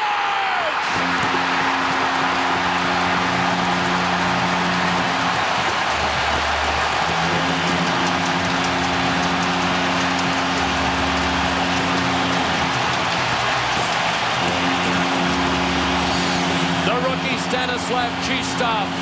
What a play. The Dallas Stars clearly back on their heels after being scored on just a couple of minutes ago. And Cheestoff with great patience. And then the scorer's touch with Marty Turco down and out. He almost got it with his glove. Almost doesn't count this time of year. Stanislav Cheestoff makes it 2-1. And boy, did the Mighty Ducks ever take advantage of that 3 minutes of adrenaline that you get after your team scores. And Dallas continues to look like a team that's now prone to making mistakes. They were fine up until 3 minutes ago. Cheestoff, who had not picked up a goal in 6 games, gets the second Ducks goal here, and it is a 2-1 lead. This will be whistled and a face-off out the center on the offside. 2 goals, last 3 shots against Marty Turco. This kid was 19 when the playoffs began. He's a ripe old 20 now. But boy, he's got the moxie of about a 32-year-old when it comes to his offense. Fantastic hands. And an absolute sure bet for a star of the future in the NHL. 3rd youngest player in the playoffs this year. Cheestoff, his first of this series, 423. Thomas and Krog pick up the assist. There's a line. Thomas's line had 4 goals against Detroit. They had nothing against Dallas until this game. And with Krog playing center instead of Sammy Paulson. Giguère on a tip with Lettman looking for the rebound. Modano tipped it on net. They're going to generate a little more offense with Jason Krog in the middle instead of Sammy Paulson. Want to remind you, tomorrow night, the NBA playoffs, ESPN, ESPN2, 8 Eastern. Iverson, Philadelphia travel to Detroit to take on the Pistons, Game 1.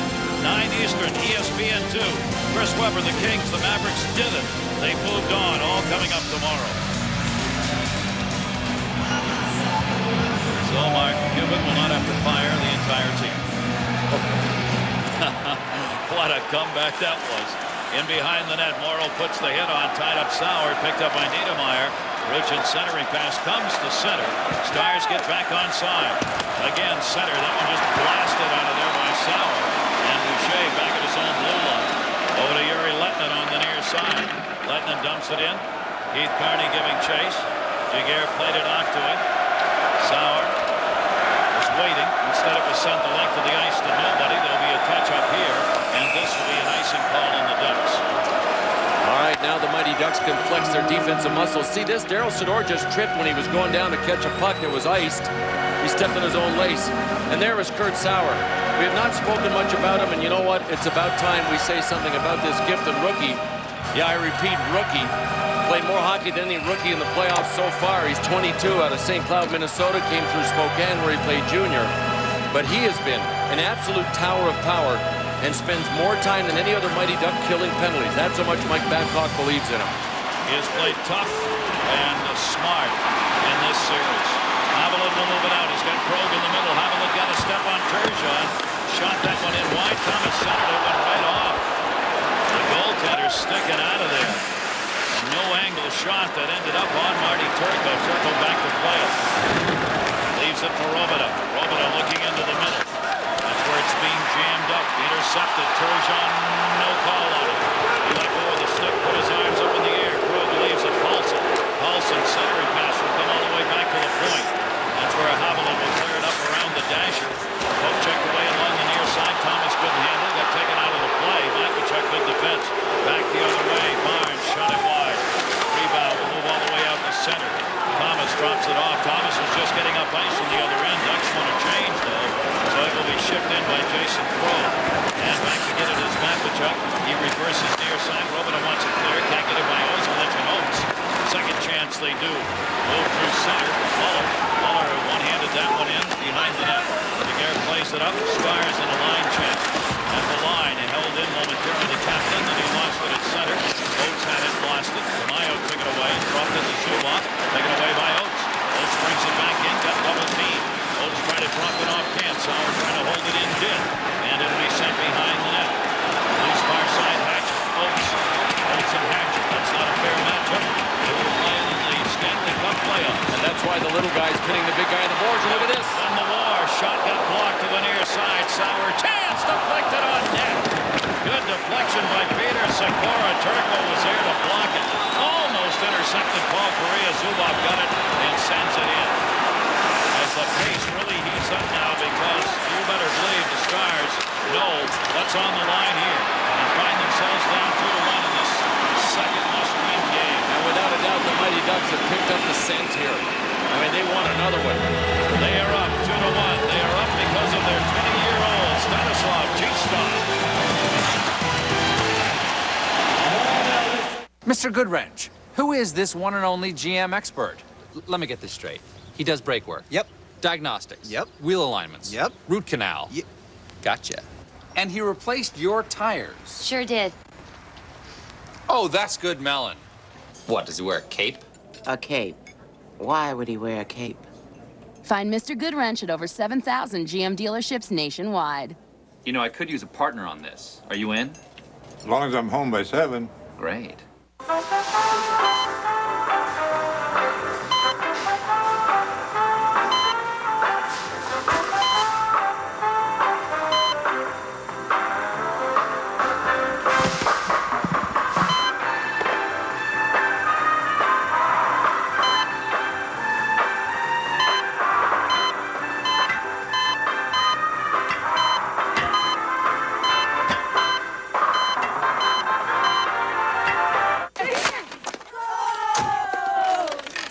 Hey guys, Domino's is here.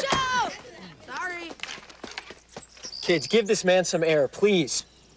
What day is it, sir? Free pizza day. And the next day? Free pizza day. Fascinating. And the next day? Free pizza day. Kids, your dad's gonna be just fine. Now, every day is free pizza day at Domino's. Get a medium one-topping pizza free when you buy a large Domino's pizza at menu price any day. Sir, how many pizzas am I holding? 2. He's good. Get the door. It's 2-for-1 pizza days. Want to remind you, NHL Gamecast live scoring, shot charts, game stats, the best way to follow every NHL Stanley Cup game. ESPNNHL.com. Scott Spezio, Anaheim Angels, they know all about miracles. Can the Mighty Ducks pull one of their own here across the street from the home of the Angels where they won the World Series last year? Maybe. Maybe. They are up in this game by a score of 2-1. 12:30 to go in the second. No call on that. Sedora got his stick into the skates. Flair went down. That's one of those tough calls. You just lay the blade of your stick under the guy's skates. He steps on it. Modano missed that one. Modano outgunning. Got Billy Guerin now on the line with Jason Arnott. So Arnott, Modano, and Guerin. Shot. Boucher missed that one wide.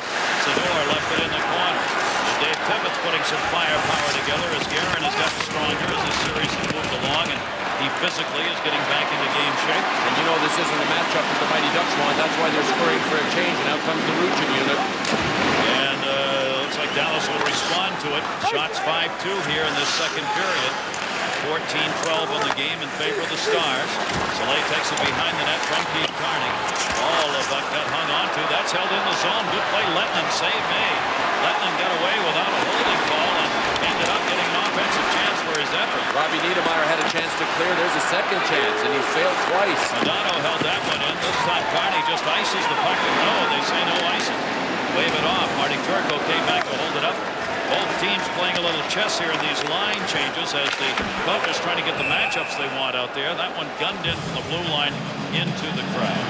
You know, we talk about Yuri Lettinen, a great defensive player, great offensive player, and he's just relentless. I mean, a lot of it isn't genius. It is just work ethic.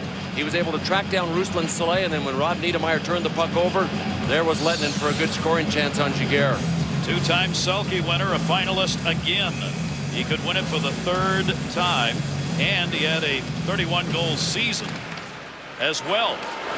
Both ends of the ice. Matt Tkachuk. That one will be dumped in wide of the net where Oselich will come back to play it.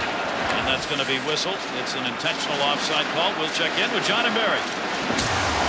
Well, Minnesota trying to stay alive, and there's commotion in front of Kluche. And Jason Marshall's just going to stay with it, poke the puck, and it just slips across the line. And Minnesota, again, you see it on the replay there, corrals it. Vancouver wanted to go upstairs, thought maybe he kicked it, but clearly it's on the stick. 3-1 lead.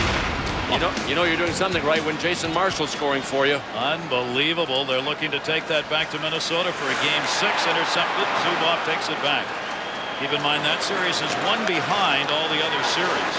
Into the corner, Brendan Morrow deflected all the way up and over the glass. That faceoff will stay in the zone. Remember Sergei Zubov failed to clear on the first Anaheim goal? You wonder if a guy like that maybe has his confidence shaken. Not. Take a look at this. In his own zone, around Sikora. Watch this one-hand slip. Whoop. There it is. Go ahead and take it. No, I'm just going to keep it.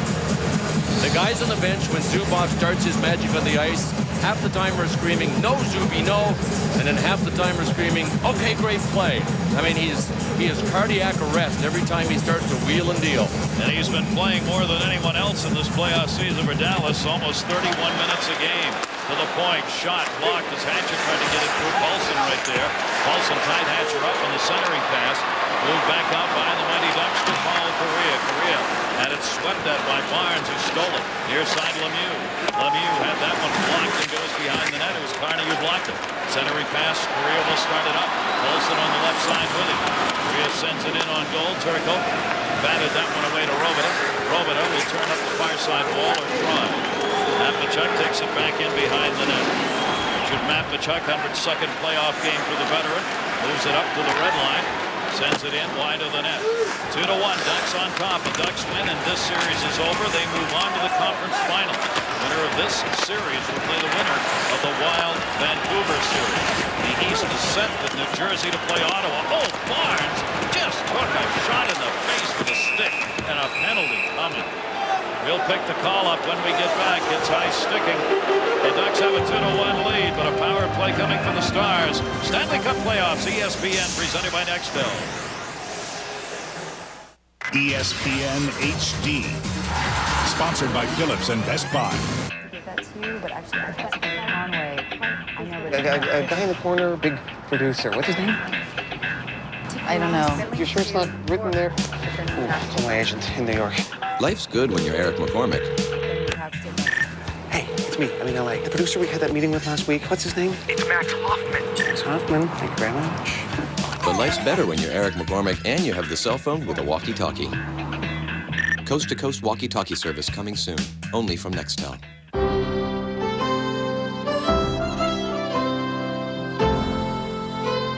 Follow the curving Irish lanes long enough, and you'll find yourself in the town of Wicklow. And if you arrive on that most special day in Ireland, you'll find the town celebrating their favorite holiday in traditional fashion. Hey, John, happy Cinco de Mayo! Mr. Goodwrench, who is this one and only GM expert? I gotta find this guy. You're Mr. Goodwrench. Yep. Which means you use genuine GM parts. Well, actually, we all do. Now you're just trying to throw me. Mr. Goodwrench had over 1 million hours of GM training last year? That's right. Doesn't leave much time for Mrs. Goodwrench now, does it? Find Mr. Goodwrench at over 7,000 GM dealerships nationwide. If Mr. Goodwrench were a tool, what kind of tool would he be? A wrench? Oh, sorry. Miter saw is what we were looking for. Miter saw. Top right of your screen is Stu Barnes of the Dallas Stars, and he has drawn a penalty. Wisniewski will go off for this high stick that could have been worse. No blood, no damage, only a deuce to Wisniewski. This will be the second power play of the game. Wisniewski out of there. Puck came back to center. And the Stars, Modano moves it in. Into the middle all alone. Let the shot hit the post. Went behind Jaguar and came out the other side. Keith Carney gets tied up behind the net. The hockey gods with jigging on that one. Back up onto the point. Zubov will play one of the points. Near side centered. What a pass down low by Modano. Problem is sometimes Mike Modano's passes are 90 miles an hour. Turgeon could not redirect the way he wanted to. Held in again. Sador open. The Stars trying to get this tied up in their second power play, and Zubov lost it. You know what? Sador threw his head up in the air. He knew that was his bad. That wasn't the best pass over to Zubov. And it'll be played by Shellberg. Shellberg working tonight as an extra forward, mostly, in fact, just on the penalty killing unit. The goal by Kirk Muller gave Dallas the 1-0 lead in the first. Thomas at 2:25, Cheestop at 4:23 of the second has given the Ducks a 2-1 lead. Shot, Guerin, save made. Power play's got 54 seconds left on it. And you see the Ducks protecting their goal. No kidding. The Dallas Stars have not been able to get a stick or a glove or anything on Jaguar in this game. Not like Game 5. We're going to show you the one that dinged off the post. Lettinen just a one-time redirect with his skate. Flattened it to the blade. Pierre Turgeon couldn't believe it came out behind Jaguar. And in this one by Turgeon, he just couldn't corral it. Mike Modano just puts a lot of zip, a lot of heat on his passes. And if it comes out of a screen, you don't have time to react most of the time. Pierre Turgeon, 480 goals regular season in his career, 16 years worth of it, almost had one there. 43 seconds left on this power play for the Stars. Duchesne moves it up, sends it in. Jason Arnott went to the corner with Niedermeyer, freed it up. Ducks have a chance to clear. They do. Paulson got it out of there. Turco at the other end. 27 left on the Dallas advantage. Hatcher out there playing a blue line point on this power play, which was 5th best during the regular season. This penalty kill of the Mighty Ducks, 2nd in the league, 6th at home, 2nd on the road. They're continuing to get it done. Zubov drops it. 7 left on the advantage. Good hit. Soleil over there. Got to go back and get his stick. Billy Guerin drops it. Power play is over. Back to the point. Hatcher is shot. Deflected. Up and off the netting. They do not convert on it. It remains Ducks 2, Stars 1. John and Barry. Well, guys, you want to see a great play? Brunette is going to go around the net as if he's going to dump this one in front. He then goes to the backhand and goes high over Kluche's shoulder. 4-1. Again, Jovanovski fights him off looking for the pass. And, oh, by the way, they've added another. 5-1 Wild. My gracious me. There'll be a Game 6. You think? I think. Gosh, I guess. They got him on the ropes. What a goal, though, by Brunette. A former Atlanta Thrasher, a former Washington Capital. Wow. The guy can just flat out play. Can't skate, he just scores. And gets into Vancouver's mind because the issue going in for them was goaltending. So every time something like that happens in a playoff series, it gets blown up, takes the spotlight, and a big, big offensive night. Power play's over here for the Stars. They had 1 shot, 3 scoring chances, though, on that power play. But it remains a 2-1 Ducks lead. DeMaio in the corner. Dug it out.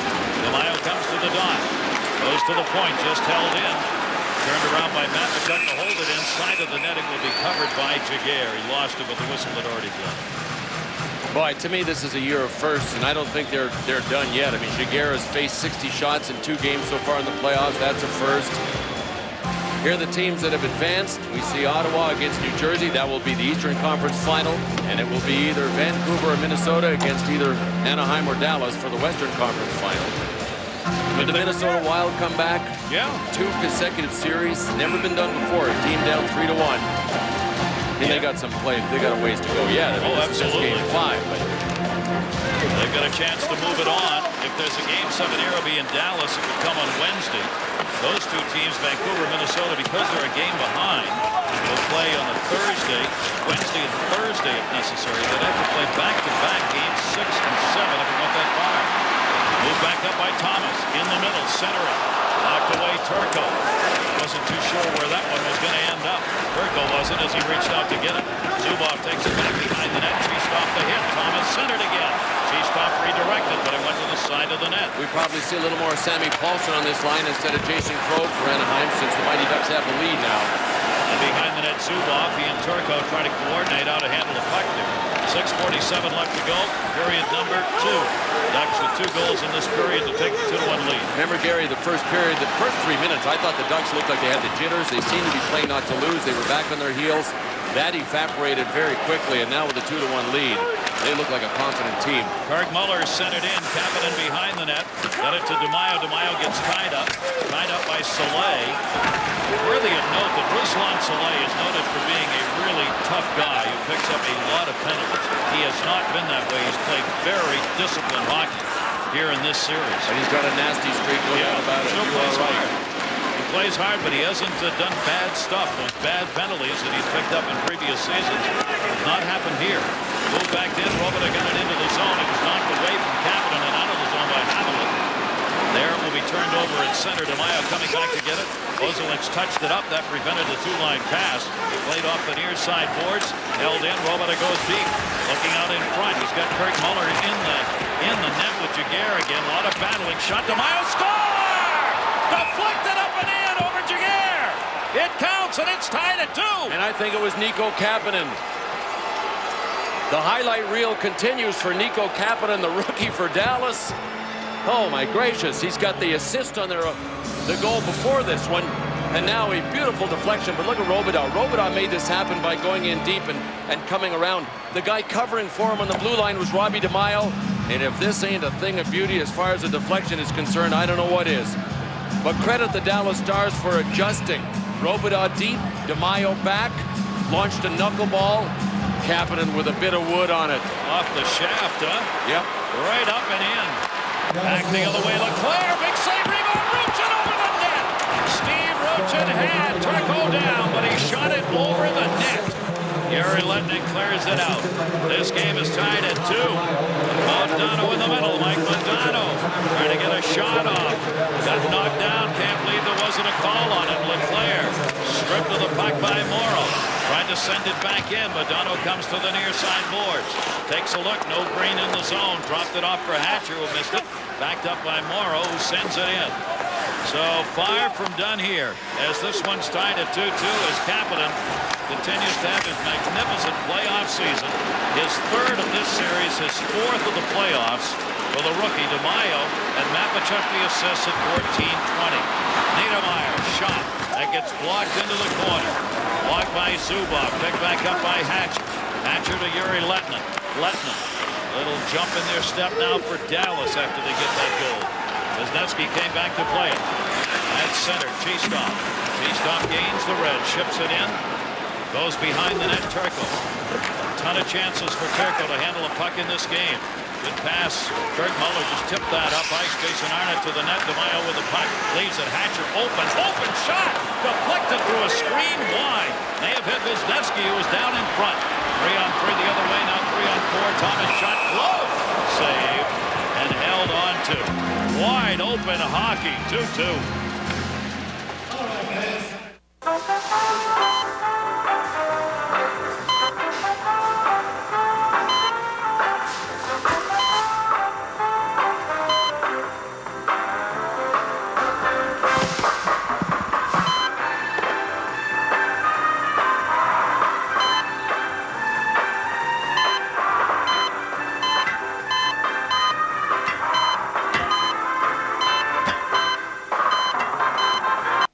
The frustrations of dial-up internet access. Dial-up, wait. Dial tone, wait. Dialing, wait. Then just when you think you're on, you're not. Wrong password. Someone else is on. Lines overloaded or connection failure. Don't take it out on your computer. Call Insight and ask about InsightBB.com. It's always on, always ready to zoom you to the net up to 100 times faster than dial-up. InsightBB.com. Instant internet. Howard & Sons in Monticello is your Polaris ATV and watercraft dealer. We have the complete lineup from the Youth to the Trail Boss, all the way to the new high-performance Predator. And if you enjoy the water, we have a complete lineup of watercraft from the Genesis to the all-new powerful MSX series. And right now, you can buy any one of these products for only $39 a month. So hop on in to Howard & Sons today and take off in your own brand new Polaris.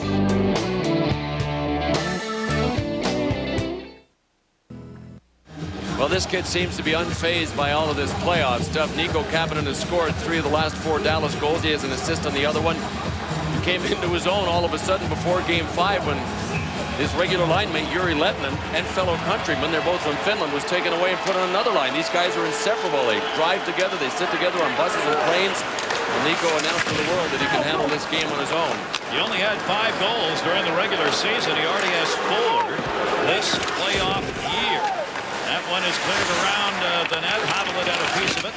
Over was Claude Lemieux. Lemieux jammed, dug it out. Lemieux got it out in front. Shot Modano deflected before it got in on net. And moved out of the zone. Leclerc the intended. Taken off the play by Mapachuk at center. And the Stars behind their own net find life again. They had a 1-0 lead. And then it was 2-1 in favor of the Ducks. Now 2-2. Well, we may have a Game 7 for you. If we do, it will happen 7:30 Eastern. Brought to you by ESPN and presented by Nextel. And that is if the Dallas Stars win here tonight, we will present Game 7 at 7:30 Eastern on ESPN. If the Mighty Ducks win, forget you heard this. Scott Young with an injury. Not clear how long he's going to be out. Not clear what the injury is. But he is one of these regular starters spread for the Dallas Stars. Cleared off the near side boards. Jam up. Correa had the hit. Freed the puck up to Oates. Came back to Correa. Goes wide side. Little run Sikora. Sikora shot. Save. Go hangs on. There is no rebound. You know, at the beginning of last season when Rob DeMaio was signed as a free agent by the Dallas Stars, he actually spent some time in the minors. You wondered if he was going to end up locked up there. Did not happen. Little Robbie DeMaio is all about heart. 5 points in the playoffs. A number of them have been big. You love to have those kind of guys on your club if you're an owner, a coach, or a teammate. Well, he and Dave Tippett played together, you know, in Philadelphia when Dave Tippett was near the end of his career. So he knows what Rob DeMaio is made of as a player. And to me, that's a huge advantage for a guy that retires and ends up behind the bench. You've got to know what it's like to sit on the bench beside one of your guys before you really know what he's all about. They are called 3rd or 4th line players, but if you do not have them on a team, no matter what your 1st and 2nd line looks like, you're probably going to be in trouble. They've got them on these teams. Both these clubs do. Face off to the left side of Turco. 3:14 left to go here in the period. Played by Ruchin off the draw win Niedermeyer. Leclerc backhander just trickled in. Turco able to move it away. Helps to move it out. Let them get it up to Morrow. Morrow dumps it in. Soleil goes back in behind his own net. 17-16 the shots. Almost turned over. Keith Carney got it out of there. But Mike Modano cutting in. Ruchin off his skates. Still deflects it deeper off Boucher. They do battle. Puck sits in the corner. Leclerc back for Ruchin. Niedermeyer in front. Shot deflected at the side of the net. Zador will play that one up. Zador to the finals 3 times in his career. Guns that one into the corner. Morrow over to get it. Sent it, hit the side of the net there. Morrow to Lettinen. Lettinen tied up by Ruchin. Turned it up on the wall to Modano. Modano with Carney on him. That's where they've been throughout this series. Where there's Carney, there's Modano. Vice versa, depending on how you're viewing it. How about this? 151 of 165 even strength shifts in this series coming into this period. Keith Carney was on the ice against Mike Modano. 151 out of 165. You sing that song that you know you. It ain't free and easy though. Back in behind the net. Sauer with it. Off the near side boards. Paulson had it blocked. Had to come back and got some help from Thomas. Thomas, DeMaio was right there jamming away at it. Freed up to Zubov at center. 1:50 left to go. 2nd period. Sent in around the near side dasher. DeMaio hit by Paulson. dropped into the middle. Nobody there. Kapanen's pass went to the point. Held in Robida. Look to the front. Mayo cutting. Reaching in. Ozolin's there. Blocked it. Shot right back into the corner. Stars keeping the heat on here. Centering pass. Muller. Save on DeMayo's chance. And then Matvichuk gets into the shoving match in front. Boy, underrated save by Giguère. Little Robbie DeMaio was in perfect position for a little chip redirect. But Giguère, playing the percentages, was dead on this one. Kurt Muller with a spin around chance, and DeMaio while he was falling. Giguère's positioning again perfect. Interesting comments Giguère made after game 4 when he had to make that spectacular skate save on Mike Modano. He said, if I have to make a spectacular save, I've made a mistake someplace. That's how confident he is in his ability to be a technical goaltender and always to be positioned. Face-off comes to the left side of Giguère, 2-2, a minute 29 in the period. Off the draw, it'll be won back by Oates against Barnes. Oates, top draw man, one of the best ever in the NHL. That'll be sent in. Jason Krog around far side. Sikora looking. Sikora dropped it for Oates. Oates leads to Krog. Paul Faria had been on this line to start the game. Jason Krog out there now with Oates and Sikora. That one skimmed along the dash to the far side boards. I think Krog may just still be caught out there from being on the ice as a second center in the defensive zone. It's tough to keep track of the lines with most of these teams. In the playoffs now, we'll always have 2 centers out for the defensive zone draws. Paul Faria standing over there on the bench waiting to get on. Sits back down as the puck stays on the near side boards. And into the zone, dumped by Lemieux. Giving chase Barnes. Backed up Haviland. Lemieux came in. Lemieux won the battle. Barnes got dumped. Haviland picks up the loose puck. And Haviland with 34 seconds left to go. Stars trying to change behind the play. Shot Jason Krog. Blocked by Hatcher. Modano back for the Stars. Leaves it. Robida near side. Robida will move it up as they go for one of those late goals in a period. Modano, the man in the middle, ran it through. Shot wide by Jason Arnott. Arnott was trailing the play, and there was the puck. And he got a shot off, but it went wide. Carney back at his own end, under 10 left to go.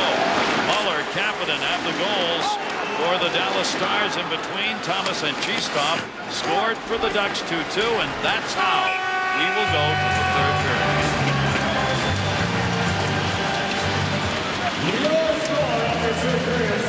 No penalties here. They separate. Southwest Airlines intermission report. John and Barry standing by. They'll update us on the Canucks and the Who. The Wild. The Senators, they've already advanced. And more coming up from Anaheim. That's all in our intermission report. The Mighty Ducks responding. Thomas getting that one. Dallas right there off Kapanen. 2-2. Mr. Goodwrench, who is this one and only GM expert? Let me get this straight. He does brake work. Yep. Diagnostics. Yep. Wheel alignments. Yep. Root canal. Yep. Gotcha. And he replaced your tires. Sure did. Oh, that's good melon. What, does he wear a cape? A cape. Why would he wear a cape? Find Mr. Goodwrench at over 7,000 GM dealerships nationwide. You know, I could use a partner on this. Are you in? As long as I'm home by 7. Great. Hey, Veronica? Yeah? Would you like to go to McDonald's with me? No, I wouldn't, Steve. It's Sam. Whatever. I'll go, Sam. McDonald's and a man like you? A girl would be crazy to pass that up. That was really cool, Aunt Tiffany. What? Let's face it, there are a lot of bad drivers out there. You can't change their driving, but you can learn to avoid them. That's why at Liberty Mutual, we teach something called decision driving and offer the latest auto safety advice to keep the road safer and keep premiums down. Liberty Mutual. It's more than insurance. It's insurance in action. Looks like we've got some work to do. Take me fishing, because our boat's cooler than any video game. Take me fishing and make me feel 16 again. Take me fishing because I miss my boy.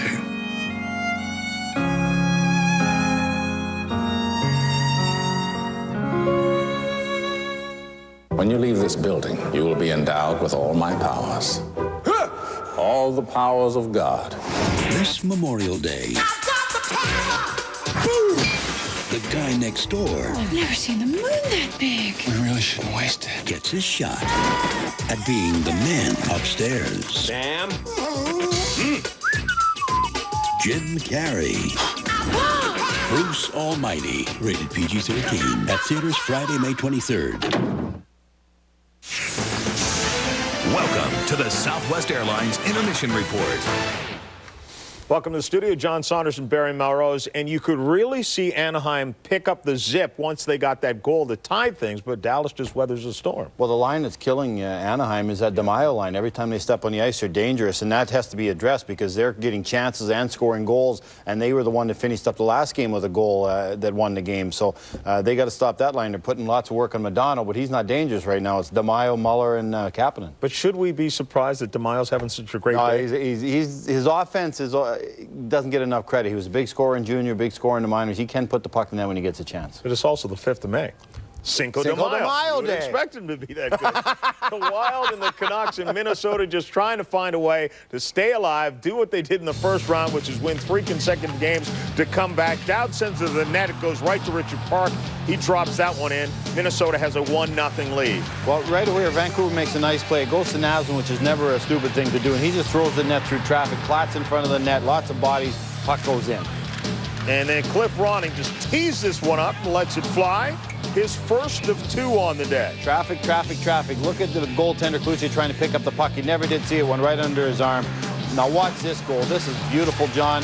He shields the defenseman, throws it right upstairs, 1,000,000 miles an hour. Andrew Brunette, great play. And that's Ed Jovanovski. He's fighting off a pretty big guy. That's not chopped liver that he's beating out of the corner. Yeah, we told you Ronning has 2 goals. It is part of a 6-2 lead. Zedin has one. Henrik Zedin. It's now 6-2.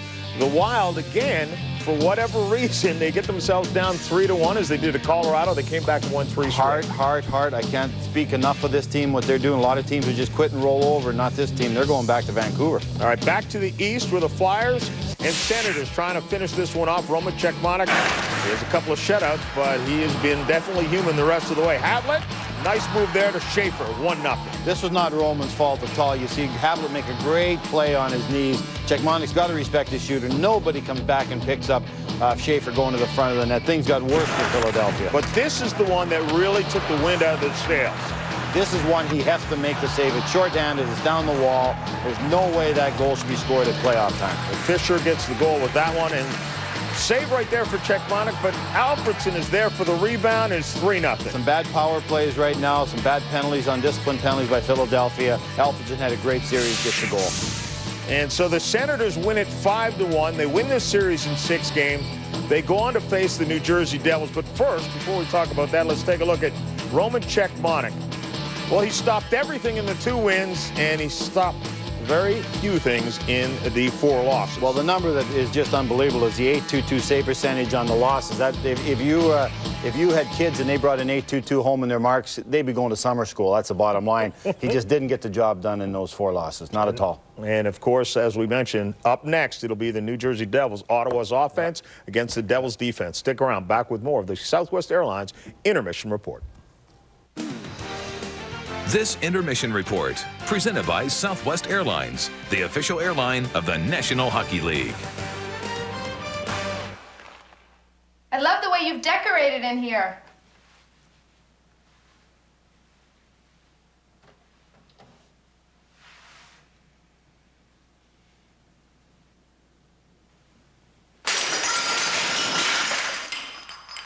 Want to get away? Now you can.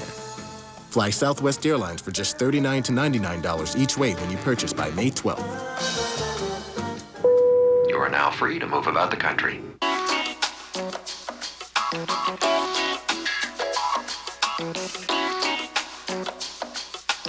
Michelin designed the cross-terrain SUV tires specifically for SUVs to help provide responsive handling and a smooth ride. You'd be surprised just how smooth.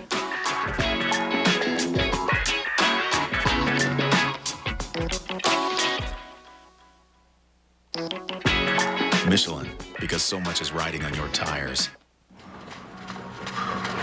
Going a full 12 rounds is all about stamina. That's why I like high endurance from Old Spice. No deodorant protects better. And it lasts longer because it evaporates more slowly.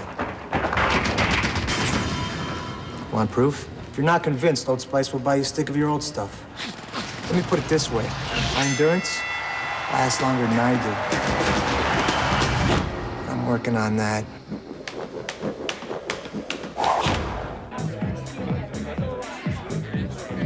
What's the party for? We just finished our Active Directory rollout. We created a single AD forest and consolidated 70 domains to 4. With group policy, new Salesforce apps deploy in a day instead of weeks. It's gonna save us over $2 million a year. With new Windows Server 2003, you can do more with less. And slide! Say your sister lives in town, but your brother lives on the other side of the country. A phone call to your brother should cost the same as it does to your sister, don't you think? Well, it does now, because with the neighborhood, you get unlimited local and long distance for one low monthly price. Makes the whole country seem like a little neighborhood. Call 1-800-JOIN-MCI today for unlimited local and long distance in the neighborhood. Welcome back to the Southwest Airlines Intermission Report. 20 minutes of regulation left over. The Stars trying to stay alive, tied with the Ducks at 2-2. Let's return and join Chris Simpson. Well, the Ducks power play that had been so ineffective in this series finally connected in the second with Steve Thomas's goal. Steve, what was the difference? I don't know. Just one of those plays where I found myself wide open, and Ozo gave me a great pass, and I really didn't pick a corner. Just shot at the net as hard as I could and find its way in. So it was a huge goal for us. You seem to come out with a lot more energy in the second compared to the first, but you still ended tied after 2. Are you able to take that momentum, though, into the third? I really hope so. I think that each and every guy in that dressing room knows what's at the end of this tunnel, and it's 20 minutes, and we got to do whatever we can to get through this 20 minutes with a victory, and that'll be an unbelievable feeling. I got to be honest with you. Steve, thanks for this. Good luck in the third. Thanks, Chris. All right, you got your Cinco de Mayo together now, right? Exactly. I got my holidays in order. All right. I got my ducks in order, John. It's about time.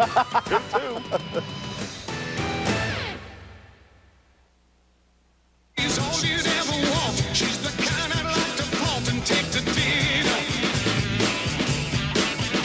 She always goes to place. She's got style, she's got grace. She's a winner. She's a lady. Oh, oh, oh, she's a lady. She's a lady. Talking about the little lady. Halfway between bare bones and ostentatious is where a lot more business people prefer to stay. Ramada, a very good place to be. For the best protection against water damage, one name says it all. Thompson's Water Seal, Wood Protector Plus Waterproofer for the highest level of water protection guaranteed. Thompson's Water Seal and New Advanced, the most powerful protection against water damage. Memo to Little League Dad. This isn't the 7th game of the World Series, and your son is not the next Barry Bonds. Rome is burning. Premieres tomorrow at 7 Eastern. Jim Rome is back on ESPN. The players. The experts. His track record's pretty flawless. The definitive source for everything baseball. Catch all the scores and highlights from around the league. Baseball tonight. All season long on ESPN and 10 days, 10 great days. The Bob Roman Auto Group Spring Savings Sell-a-thon. Financing as low as 0 APR or savings up to $10,000. Toyotas, Hondas, Jeeps, Lincolns, Mercury, Subarus, Mitsubishis, Hyundais, Kias, Suzukis, and even Saturns. There's only one Bob Roman. The Bob Roman Auto Group, Sagamore Parkway, Peel Road, Rishi Lane, Lafayette. Woodbridge Mortgage Corporation is an Indiana licensed mortgage brokerage with over 25 years of combined experience. We provide superior service and a personal approach to mortgage lending. We are specialists with first-time homebuyers and will provide honest and knowledgeable advice. Woodbridge can provide instant loan approvals and will even come to your home. We offer competitive rates on all loans, including FHA, VA, conventional, home equity, and refinancing. Call the professionals at Woodbridge today for all your mortgage needs. Welcome back. Third period coming up. And Barry, you heard Steve Thomas talk about, and you could see the excitement in him, figuring that they can win this game and get to the next round. Is that working for him or against him? He's a veteran, and he knows that you got to finish a team like Dallas off in 6. You can't give him another chance to beat you.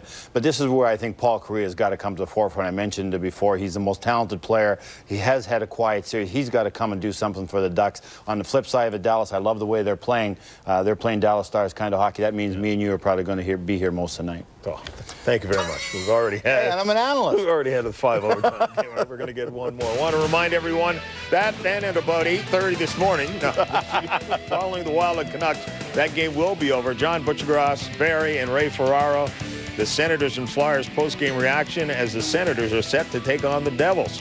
Third period coming up. This intermission report, presented by Southwest Airlines, the official airline of the National Hockey League.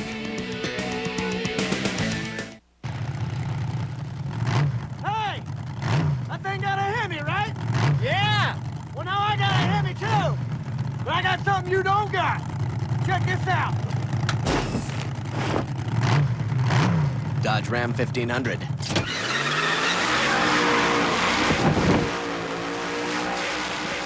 Hemi legend continues.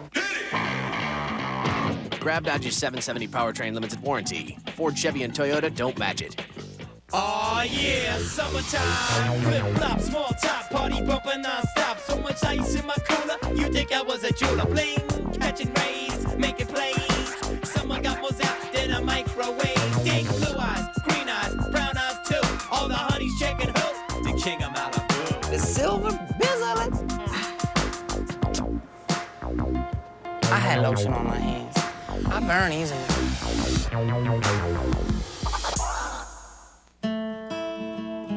A great land, destined to become a great nation, built on ingenuity and sheer will, strengthened by new ideas and new technologies, and powered by the 48,000 men and women of Union Pacific, providing the building blocks of our nation.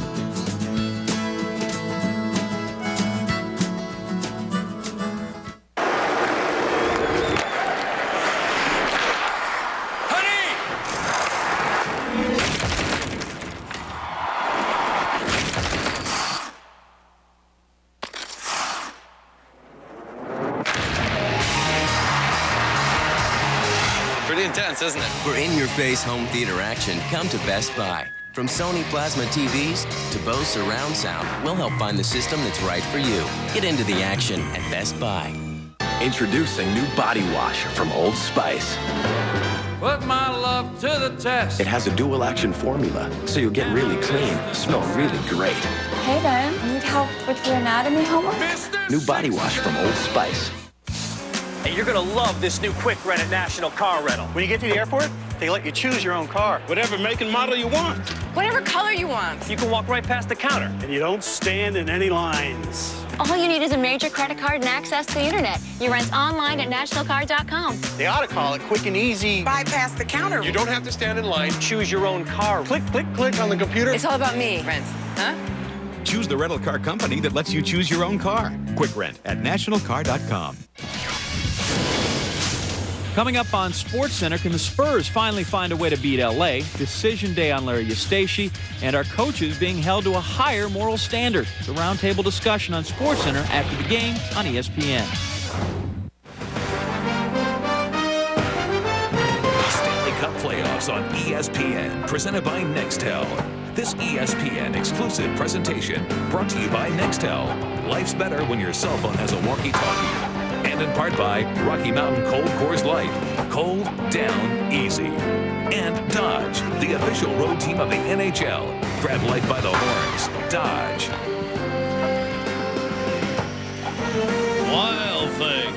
back, everybody. The Pond in Anaheim. Gary Thorne, Bill Clement, and our crew 2-2 as we go to the third.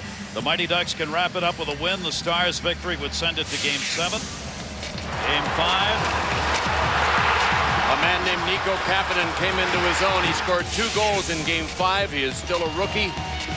He has scored in this game, also assisted in this game. So he has a piece in each of the last 4 Dallas Stars goals. And you know what? Rob DeMaio and Kirk Muller, his line mates, these guys have 2 goals, 3 assists tonight. They put together a tremendous performance. Brian Murray, GM of the Ducks, is saying between periods, if I only knew who these guys were who were going to score in the playoffs, I wouldn't have to pay these other guys $9 million a year. Korea, 1 goal, Modano, 1 goal. Wouldn't you know it? That's what they've been able to put together. Not uncommon in the playoffs to have unsung heroes. We are underway, third period. Hatcher had it knocked away. Centering pass, Sikora. Leclerc's pass blocked. Hatcher moves it out. Home white here for the Ducks. The green, travel green of the Dallas Stars. Shots 19-17 in favor of the Stars through the first 2 periods of play. And now a mighty third. Shot, whoa, just wide. May have gone off the end of the glove that time. Paulson, pretty good wrist shot right there. Left for Dahlen. Alf Dahlen into the zone. Turns, Cheestoff on it. Veteran Dahlen looking to the front of the net. Can't get the puck there. Paulson battling, centered shot, deflected again. Haviland was there along with Cheestoff to knock it away. 3-on-3. Stars want to change. Cheestoff dribbled once too often with that one. Would have been offside, so we get forced back by Robida. Now both teams able to get a line change done. There's going to be an icing call in any event. That was Cheestoff that ended up icing it after backpedaling in his own zone. Well, it's a key time for Paul Kariya and the evolution that he has gone through as a player. I agree with Barry Melrose. Barry was talking between periods about how Paul Kariya has got to get something done here. He's -2 tonight. So he has not helped out offensively. And he has been on the ice for 2 goals against that has led to the -2. You look for people to step up. He is one of those guys that has to. And there is Mike Modano, who has stepped up in this playoff year for the Stars. Centered it. Shot deflected. Brendan Morrow again in front. And he set up a good screen. But Jaguar had that one played.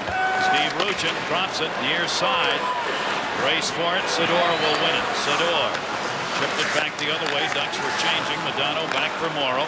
Morrow drops it off. Sador will bring it in. Sador wanted to go to the bench, so he dumped it behind the net. Look out here. Empty net. Centered. Nobody there to tip it home. Morrow sent it across the top of the crease. Either that or he was trying to put it in himself and it just rolled off the toe. As he had Jaguar wondering about his fire, as we have seen Jaguar go in this series. He came way out to the bottom of the face-off circle. Again, Barnes down the middle, missed it wide. He did not get it on net. Able to hold it in, the Stars who were changing. Laid off the wall, Kariya helped gain control for the Ducks. Brought up near side, Niedermeyer. He'll send it in. Adam Oates line coming out. Hatcher takes it in the corner. Hatcher will drop it off. Teams making sure here on passes and plays in this third that's tied at 2. Puck loose. Barnes couldn't get to it. Nevsky cleared it around the far side to Oates. Oates dropped it up, not out. Zubov sends it in. May have been deflected wide. Bounced off Lemieux. Was cutting through the middle. Lemieux down behind the net. Couldn't handle it. Adam Oates chases it down. Dropped it off to the point. Sikora tipped it out. More line changes, at least for the moment. Clara was out there with Oates and Sikora, and they are going off as a unit. Yeah, I don't think Mike Babcock wants to be in a bad position defensively. Obviously, a 2-2 game. You're in the third period. And we talked about when Kariya and Sikora are both out there on either side of Oates. They're not good enough defensively very often. So Leclerc was out there on that line. Centering pass. D cutting in. Shot. Soleil scores! Ruslan Soleil!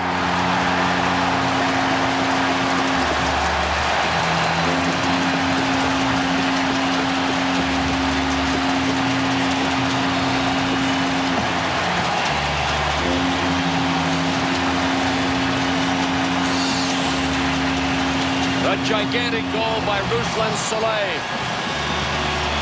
We saw some of his offensive prowess in Game 5. He made a tremendous move on the Mighty Ducks goal in that game.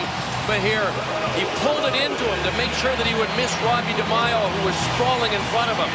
From our Southwest Airlines goal cam, you saw Marty Turco flinch. It almost looked from that angle as if Turco expected it to go to his other side. Back again, Niedermeyer. Niedermeyer, they'll try and get another one centered, deflected to the near side. Soleil again, blocked in front. The Ducks have a 3-2 lead. The first goal by an Anaheim defenseman comes by Soleil. Will it be a game winner? Near side to Yuri Letnin. Letnin dumped it in. Keith Carney let it go up the wall. He and Correa collided. Moved off the near side boards. Now the Stars have got to pick it up again as they fall behind again in this game. That one came off the net. Let's check in with John and Mary. Well, guys, it's time for the Powerade Performance of the Week. It's Marian Gaborik of Minnesota in the Wild. He picks up a goal here, and in 7 consecutive games, he's had at least 1 point. This one on a scramble goal and assist tonight, but he's just been knocked out of the game with an elbow to the chin. Soleil's first playoff goal ever. 3:22. Thomas and Paulson the assists. Right now, it's a hugie. Third period. Ducks up 3-2. Guerin, gloved down by Jaguar. Billy Guerin only played 6 minutes and a couple of seconds through 2 periods. You got to know the stakes have been raised now. He's going to play more. Jason Arnott in front. Guerin fanned on it. Trying to recover. Guerin poked it away, but Ozolinsh ultimately able to knock it away. Sent in Zubov coming up, and he'll touch it up for the icing goal. Billy Guerin has looked stronger with each game. You can see that it dipped a bit his ice time, but then in Game 5, his 3rd game back from his serious injury, played 12 minutes and 11 seconds, only 6:14 tonight. But now that they're down by a goal, and I suspect that was part of the product of the score. In a 2-2 hockey game, you know, Billy Guerin's a guy you want out there if you need a goal. At 2-2, you wonder, should I put him out there and risk defensive lapses? He had 2 shots in the second period, 2 in the game. Jason Arnott, Ozolinsh knocked it away. Zubov will chase this down. Turco came out to play it, and that was touched by Alf Dahlen. It'll go deeper into the zone. Ozolinsh there, and they will get a whistle on that for the icing goal. That's iced by Marty Turco. Yeah. Didn't touch anybody coming through the neutral zone. Now the Stars responded. They had a 1-0 lead, fell behind 2-1. They tied at 2-2. Now they trail again, 3-2. What is amazing is that the Mighty Ducks are on the verge of doing something that nobody's been able to do since 1994 when the present-day playoff format came into being, and that is knock off the numbers 1 and 2 seeds in the same playoff season. They have knocked off Detroit. Number 2, they are looking to knock off number 1, the Dallas Stars. They've got a 3-2 lead, but 15 minutes left to go here in the third. A lot of time. Lemieux off the end of the glove, would have been wide anyway. Barnes, his shot, that just missed. A big screen in front. Lemieux tipped it in and went wide. Lemieux, Turgeon, and Barnes have been a going concern. Behind the net, Turgeon doing battle, fighting Havlicek, kicked it away. Barnes had it in his skates, couldn't control it. Moved through center, Sikora for Paul Correa. Correa turned it back towards the middle, got tied up. Got a flip shot that went wide. Had to be deflected by Marty Turco.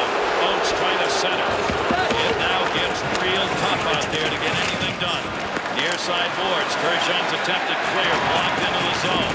Behind the net, or at least tried. Matvechuk dives the second time to rope it into Lemieux to Turgeon. They need a change. Turgeon turns. New set of green coming out. Moving back in on the line. Change Letnin left it. Modano's shot up and off the netting. Deflected off the defenseman's stick. Stu Barnes had a chance a few moments ago that looked like a lacrosse ball coming through. It was just bouncing. It rolled around the boards. It was on end when he shot it. Look at this. Alive. I mean, the puck was alive when it came bouncing through. Oh, I didn't miss by much. 8 or 10 inches. Claude Lemieux was the man who almost redirected that shot. He hasn't had, 18 playoff games for the veteran. That'll be cleared back. Hatcher's got to chase this down at the other end. The shots are being controlled a bit more in this game by the Ducks than they've been able to do in previous games. They always get outshot. But now it's just 20-18 in favor of the Stars. Near side Modano blocked. Keith Carney just stood right in front of him and took that chance away. Center Jason Crow save. And Carney had broken his stick without doing anything on the other wing. That's why he couldn't follow that up. Save made on the return by Modano. We're not done yet. That's 3 Stars too.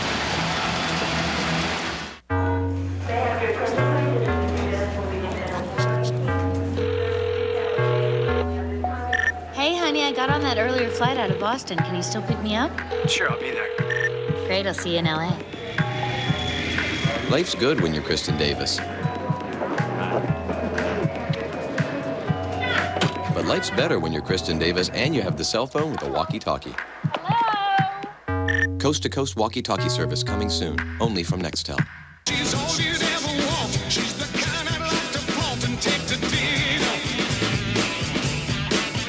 But she always knows her place. She's got style, she's got grace. She's a winner. She's a lady. Whoa, whoa, whoa, she's a lady. She's a lady. Talking about the little lady. Hey, that thing got a Hemi? Yeah. Sweet.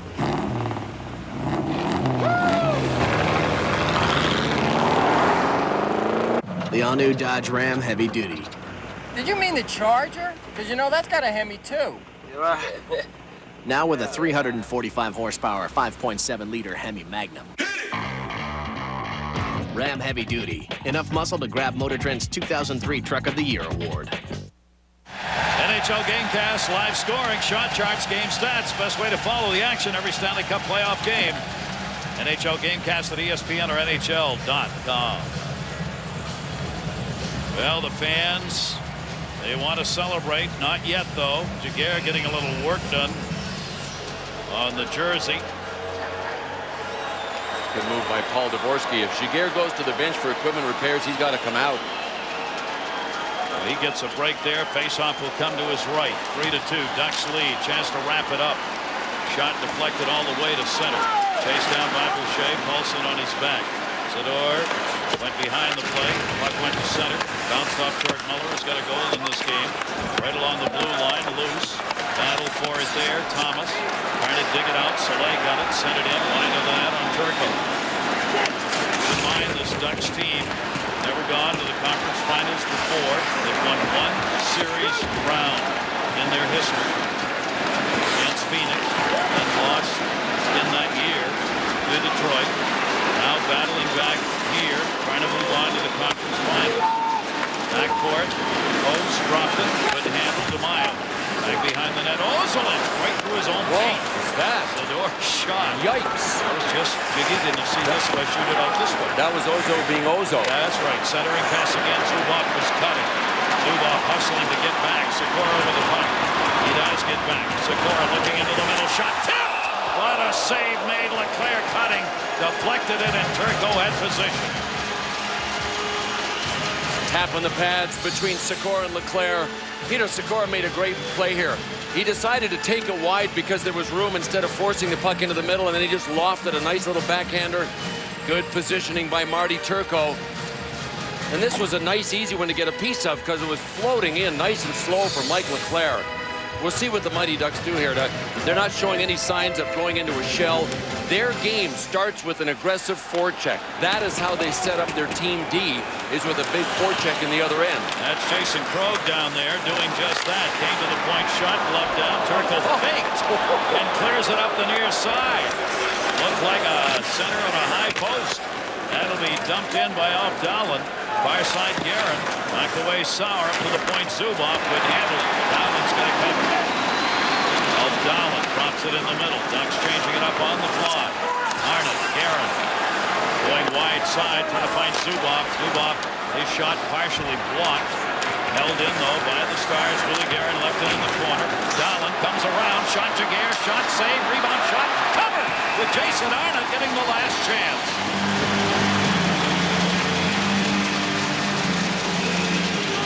Oh, look at this. Alfie Dolan with a headbutt there on Kurt Sauer. I wonder if anybody saw that.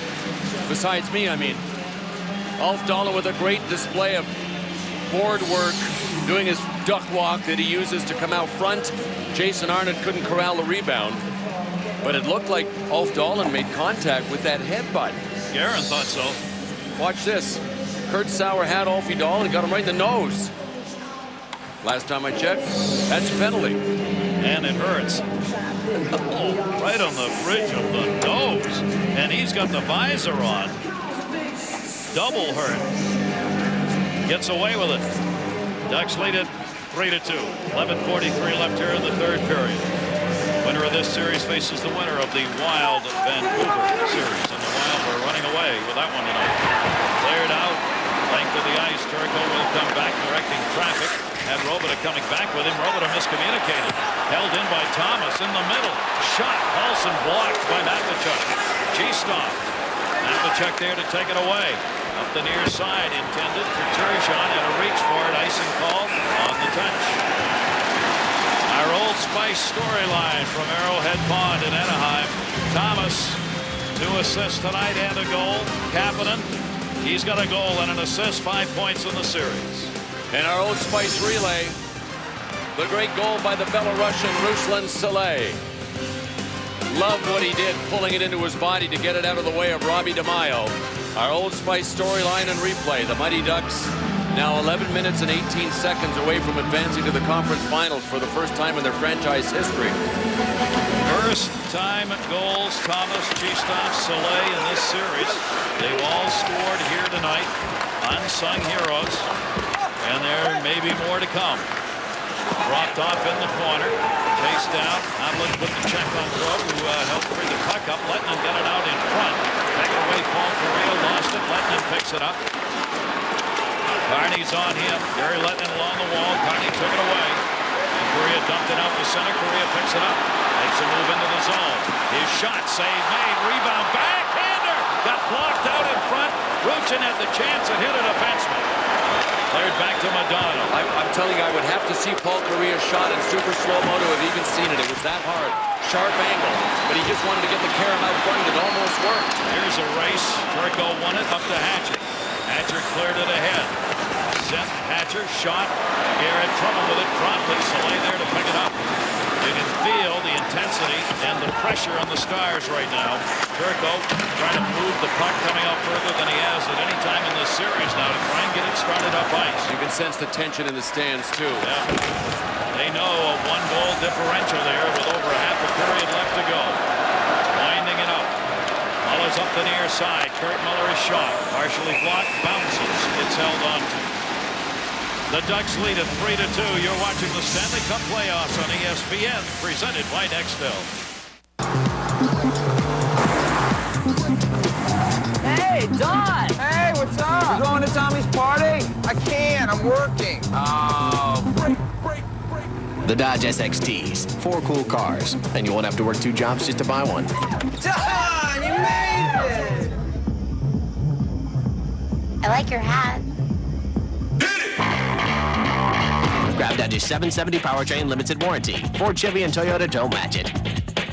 There's nothing like the open road, feeling in control. So when I got genital herpes, I wasn't about to let it get me down. I took charge. I saw my doctor and learned about 2 treatment options with Valtrex. Living the life I want. With your doctor, choose either outbreak therapy with 3-day dosing to treat individual outbreaks or daily suppressive therapy with once-a-day dosing to suppress them ahead of time. 3-day outbreak or once-a-day suppressive therapy. Only Valtrex makes dosing that easy.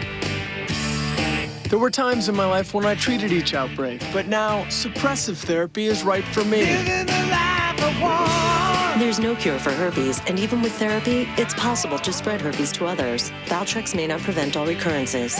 To avoid a potentially serious complication, tell your doctor if your immune system is not normal because of advanced HIV disease, bone marrow, or kidney transplant. Common side effects are headache, nausea, and abdominal pain. Having choices, that's freedom. Living the life I want. Big times of the hockey season, you look for big-time performances. Steve Thomas scored an incredible goal in this game that got it going for the Mighty Ducks. He had scored 10 goals in the 12 games down the stretch in the regular season, then had 1 in 9 playoff games before tonight. Thomas, a veteran, big acquisition. Hatcher a chance, got blocked out deep. Leclaire in a race with Hatcher, gets around him. Leclaire in, lost his glove, lost the puck, lost his stick, lost his mind, and lost a chance to shoot. Hatcher got it done. The glove is picked up in the paint as he came through. Look at this, he's back in the play. He got his stick and his glove, and Mike Leclaire is back in business, fully clothed. 9:27 left here in the third. Little bounce by Zubov to himself behind the net. Thomas, first 9 games, had a goal and 2 assists. Tonight, a goal and 2 assists. It has mattered. Soleil back. He'll touch that one up. It'll be an icing call. We want to remind you tomorrow night, NBA playoffs. ESPN, ESPN2, ESPN at 8. Iverson, Philadelphia to take on Wallace and Detroit. Game 1, semifinals. 9 Eastern, ESPN2. Weber and the Kings take on the Dallas Maverick. Game 1 of the West. Mike Babcock's guys are right on schedule. They're forcing icing. You notice that the Dallas Stars have iced the puck about 4 times in the last 5 minutes because there's no free space for this man's skater. That's Dave Tippett, the head coach of the Dallas Stars. Face-off comes back. Ozolinsh has got to play it back to center. Here to Sauer on the near side. Drop along the boards. Matvichuk, G-Stop right there with him. Matvichuk uses the body, protects the puck. Great job by G-Stop. Thomas to G-Stop. He tipped it. Save made again. Marty Turco. G-Stop has been spectacular here in the playoff year, but here tonight he's really risen to the occasion. You bet he has. He's got incredible hands. He was naturally inconsistent for a 19-year-old during the regular season, but he's brought his game to a new level and he's been able to sustain, and that is why Mike Babcock's been able to play him. And I'll tell you what, Marty Turco has had to be better than Giguère in this game. You know that? He has made more good saves because he has had to than Giguère has. Third youngest player in Minnesota is Pierre-Marc Bouchard, who turned 19 April 27th. Youngest, G-Stop, right there. Following up a great season with a very fine playoff. Intercepted Paul Correa. Heads to the front. Niedermeyer trying to turn it into him. It got blocked to the blue line, but not out. Correa on the near side does battle Jason Arnott. Arnott moved it up. Not out yet. Luchin reached in. Kicked away. Barnes got it out and sends it in. See again, no free ice in the neutral zone for the Dallas Stars. Forced to dump it in to see if they can turn it back over here. Turned that one over, but it stayed back. Sauer has him. He was there to drive it out of the zone. It'll be played by Marty Turco at the other end. 8:20 left to go in this third period. The Stars must win. They had to do it on Saturday, and they did it in a dominating 4-1 victory. They are trailing in this game 3-2. Barnes saved. Rebound. Sador kicked it into the corner. Claude Lemieux gets turned. Tried to center. Dropped it off. Brought out in front. Barnes open shot. He scores! Barnes has tied the game at 3. This line has been the best offensive line for Dallas tonight. And of all the players wearing a Dallas uniform, I think Stu Barnes is one of the best 2 or 3 that have elevated their games here in the last couple. Look at Giguère. He had to leave his stick. The knob of the stick, I think, got caught on the twine. Let's see what happens to the stick of Giguère. It got caught on something. There he is. No, maybe he got caught by Adam Oates. Adam Oates was there. So Giguère came out and had nothing to protect his 5-hole. Look at him. He dropped his stick, left it behind because Adam Oates, I think, hooked it somehow. Obviously didn't do it on purpose. That's his guy. But Stu Barnes with a huge goal. They've gone upstairs. It's under review, and I'm not sure why. They immediately came over. They're calling the Ducks captain Paul Correa down to the scorer's table to explain what they are checking on here. Did the net get dislodged? I don't know. Let's keep our eyes on the post to see if they come up.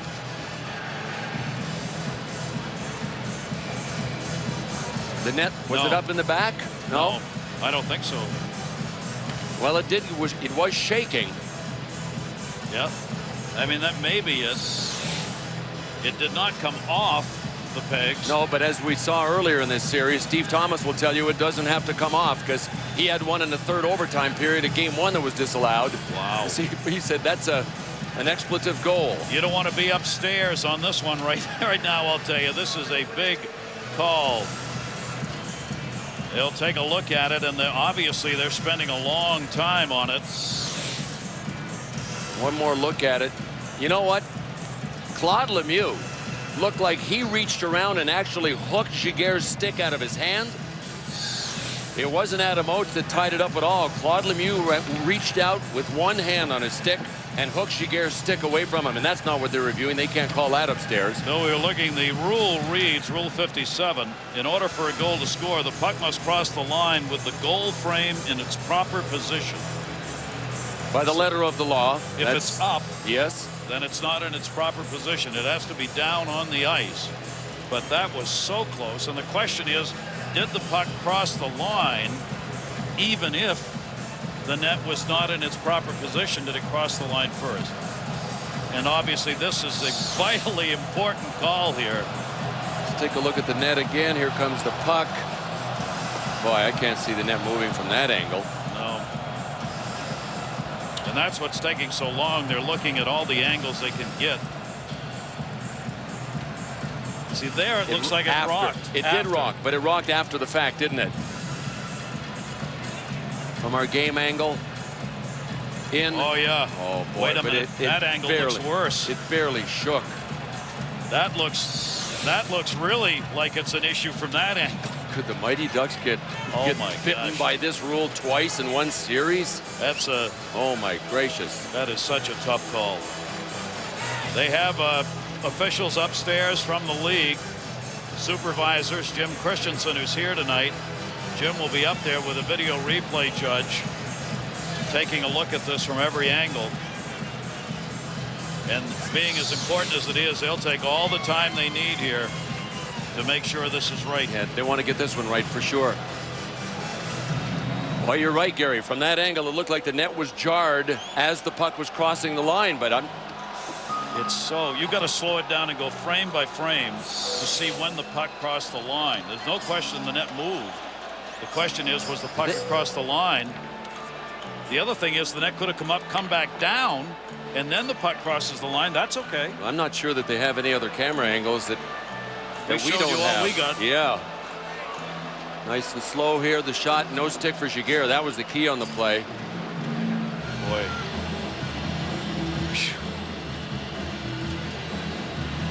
That is so close. Look, it's up, it's up, it's up. It's up. The puck's still. That puck crossed the line while the net was up on that shot. Do you agree? It looked like it.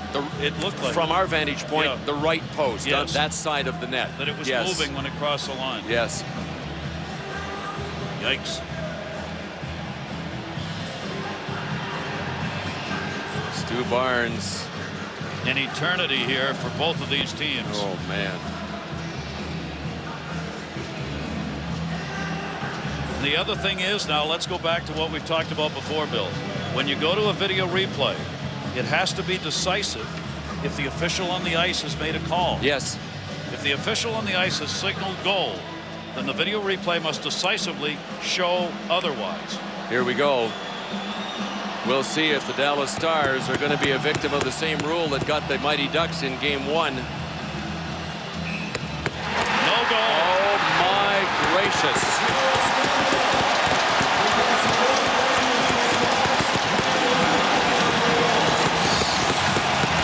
Oh, my. Net is moving. And then back down when the puck went in. That's a correct call. That appears to be the right call. Both of these teams now have been a victim of this rule. And without a doubt, you can imagine that at the summer meetings, it will be re-examined. Yes, because in neither case did it have anything to do with whether the play was going to be good or not. You know what I mean? We're going to go back to the man in the crease. Buffalo, the no goal, Brett Hull. Rule got changed there because of that. There's the rule. Yep, when the puck shall have been put between the goalpost with the goal frame in proper position, a goal shall be scored, which implies that if it's in an improper position, which it is here, you'll see it rocking, and it rocked back down once the puck was in the net. An appropriate response from Barnes. Instead of a tie game with 7:58 left to go, the Ducks have a 3-2 lead. Wow. Taken back by Niedermeyer, sent in. And now let's see how that fires up the Dallas Stars, Steve Ruchin, and/or the Ducks, because the Ducks have been granted a lead life here by a replay. Off the near side boards, but without the replay, that was a goal. There's no way the official would have been able to tell. Megan cleared in. Morrow was able to clear it out, dumped to the near side. Hit it on by Soleil.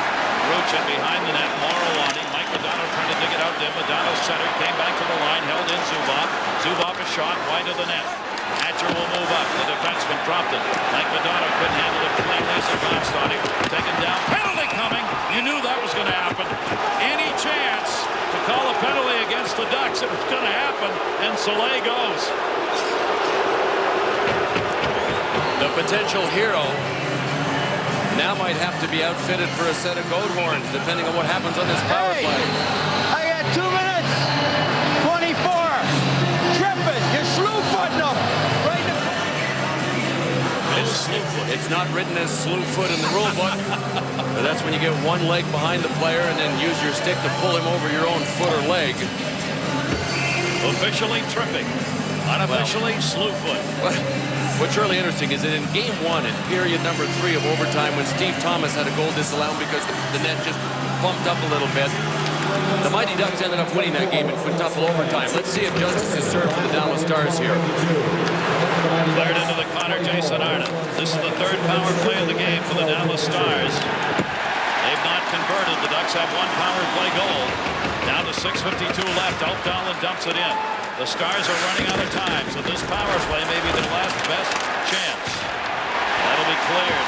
Sports Center coming after this one, but want to finish. 6:40 to go, 3rd period. The Dallas Stars, number 1 team in the West. The attempted upset by the Mighty Ducks of Anaheim, who've already beaten Detroit this year. Cleared around by Guerin. Sador will hold it in. Taken by Ruchin and cleared. They're not making any mistakes on these clears. They're getting the puck airborne and they're drilling it into great big seams at the blue line. Both teams getting quick changes here on their specialty team units. Carney stepped in to knock it away. Back into the zone. Zubov all the way up ice, maybe too far. Ruchin was there. Hatcher will come back to get it. 48 seconds left on the power play.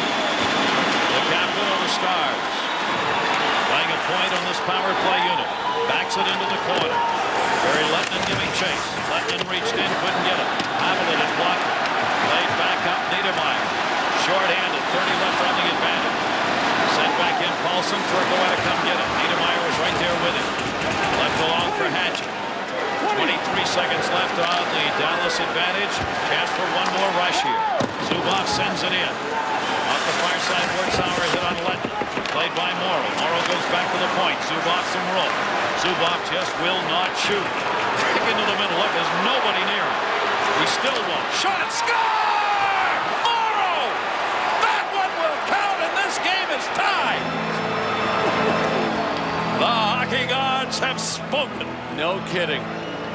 This one will absolutely count. The Mighty Ducks did a great job of taking Zubov's shot away, but when he finally found us a little bit of an opening, he drifted a wrister. He was all alone at the blue line, the only man back.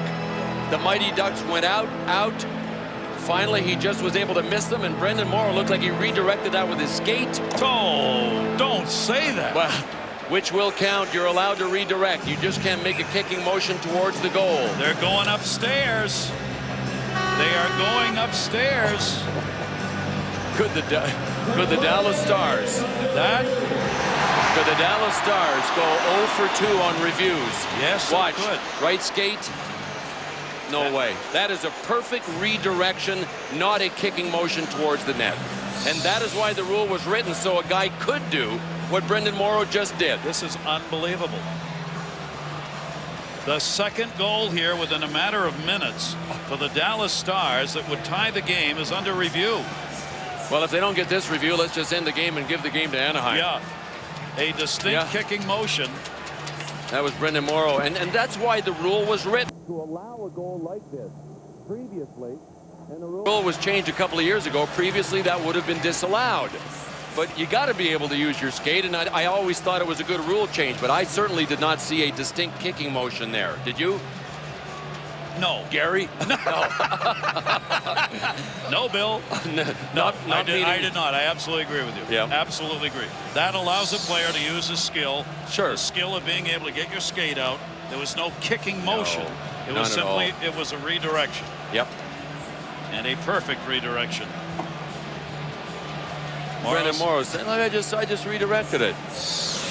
This is amazing. I have never seen this either in regular season or in the playoffs, where you have had 2 goals almost back to back here questioned. There's the rule. There you go, and it doesn't say that you're not allowed to intentionally deflect it. You're just not allowed to use that distinct kicking motion. The reason you're not is to protect goalies. I mean, guys would come in there hacking and slashing with their blades. Yeah, not a good idea. And pucks deflect off bodies. This one counts. This one counts, and this game is tied at 3 with 5:11 left to go. You've got to earn it, sports fans. Oh, man, did they have to earn it. I think Sergei Zubov was aiming for Morrow. I mean, he's that good. Giguère got a piece of that, too, didn't he? He just about got it. That went off his skate. In a distinct kicking motion.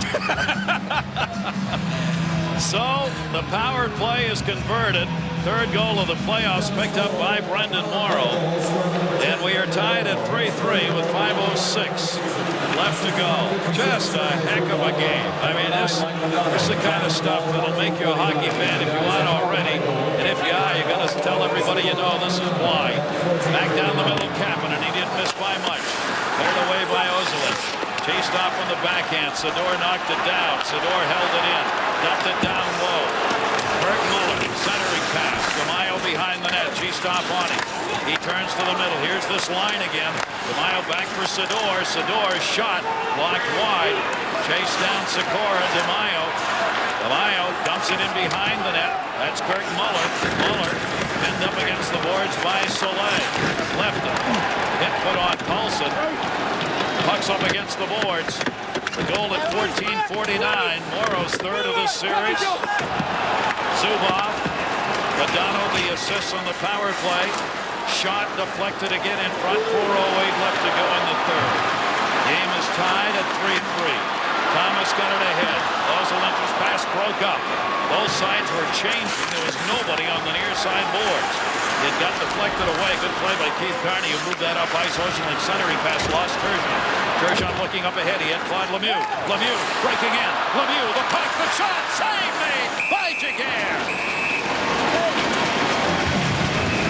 Oh, man. Claude Lemieux hasn't scored a playoff goal in 18 games. The longest stretch of his career by twice. 18 playoff games, has not scored. Would he have loved this one? Sharp angle, Giguère there again. ESPN the magazine on newsstands now.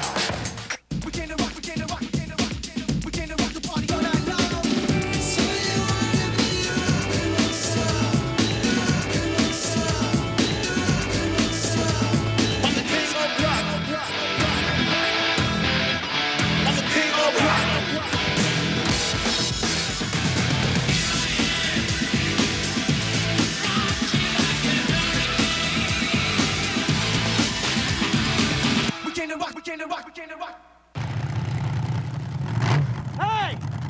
That thing got a Hemi, right? Yeah! Well, now I got a Hemi, too! But I got something you don't got! Check this out! Dodge Ram 1500. The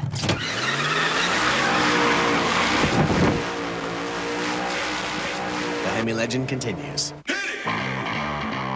Grab Dodge's 770 powertrain limited warranty. Ford, Chevy, and Toyota don't match it. Hey, yeah. Are those all white meat chicken nuggets? I don't think so. Well, is that real bacon on that cheeseburger? Nah. Do you have a salad?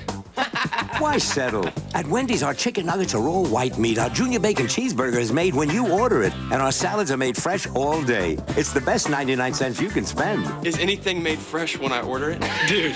The 99-cent super value menu at Wendy's. It's better here. And our pickup window's open till midnight or later, so you can eat great even late. Face off to the left side of Jaguar. 3:43 remaining here in regulation. Off the face-off into the corner. Sauer, Lemieux, dug away by Haviland in his own end. Nick Haviland trying to clear it up, but taken down behind the play by Barnes. Barnes turning it. The offensive end flips it back for Lemieux. Lemieux, Barnes, and Turgeon are back together again. Hatcher, sensing trouble, just dumped that deep. Fearful of an odd man going the other way. Hatcher reached in. Lemieux picks it up. Lemieux sends it. Turgeon along the blue line. Tried to drop the pass to the other side. Broken up. Held in. Barnes shot. That got blocked into the corner. Haviland felt that one. He put that one off the skate when he blocked it. In the corner, Paulson. 3:05 left to go in regulation. The Stars really digging. Backhander blocked by Jaguar off Turgeon. Turgeon, you see the Ducks flat-footed right now. Behind the net, Barnes goes to the front. Shot blocked with a stick. Came back to Hatcher. Back over to Lemieux. Fakes. Takes. Blocked right to him. Picked up by Cheestoff. Comes with Thomas 2-on-2. Steve Thomas into the zone. A goal and 2 assists for him. Cheestoff hit the side of the net. Here's Yuri Lettinen coming. 2:36 left on the clock. Lettinen up. Morrow in the middle. Stripped with the puck. Ruchin. Fine poke check. Steve Ruchin dropped it ahead. Correa let the pass off. Shot deflected off Niedermayer's stick. Correa steps up. Get around Morrow. Dropped it to Niedermayer. His shot missed. Right along the ice. Keith Kearney, the defenseman, hit by Yuri Lettinen as he moved in. Held in by Ruchin. Ruchin back for Niedermayer. Niedermayer trying to center it. Modano all over it. Lettinen trying to clear it up to Modano. Couldn't get it there and didn't get it out of the zone. Ruchin's pass partially blocked by Lettinen. Correa. Niedermayer. Turn. Mapachuk on it. Looking behind the net. Ruchin was waiting for the pass. Niedermayer controlled it instead.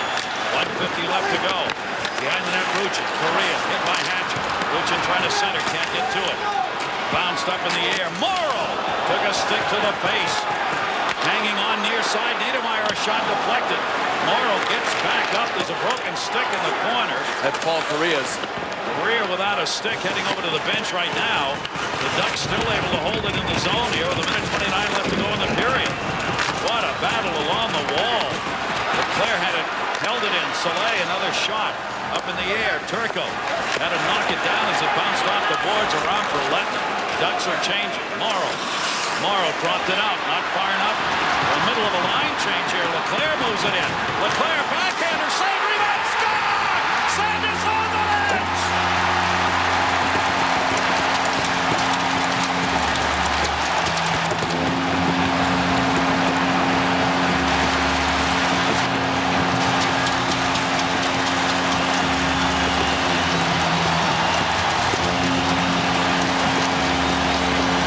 Team that just will not go away. Yuri Lettinen needed a change. Morrow needed a change. They were tired. Leclerc had just come off the bench. He was fresh. Faked the shot. Great decision to go wide. A monster from Marty Turco that he couldn't control. Neither could Darian Hatcher. And the riverboat gambler named Sandis Ozolinsh coming right into the paint to score with 1:06 to go. What a play. The wandering Latvian, the defenseman who loves to be in the offense. Timeout taken by Dallas. The Ducks with a 4-3 lead.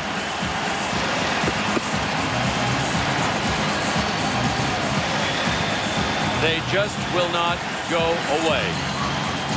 The Mighty Ducks hang around, and then make plays like this. I say so many times in our broadcast, it's not how hard you shoot it.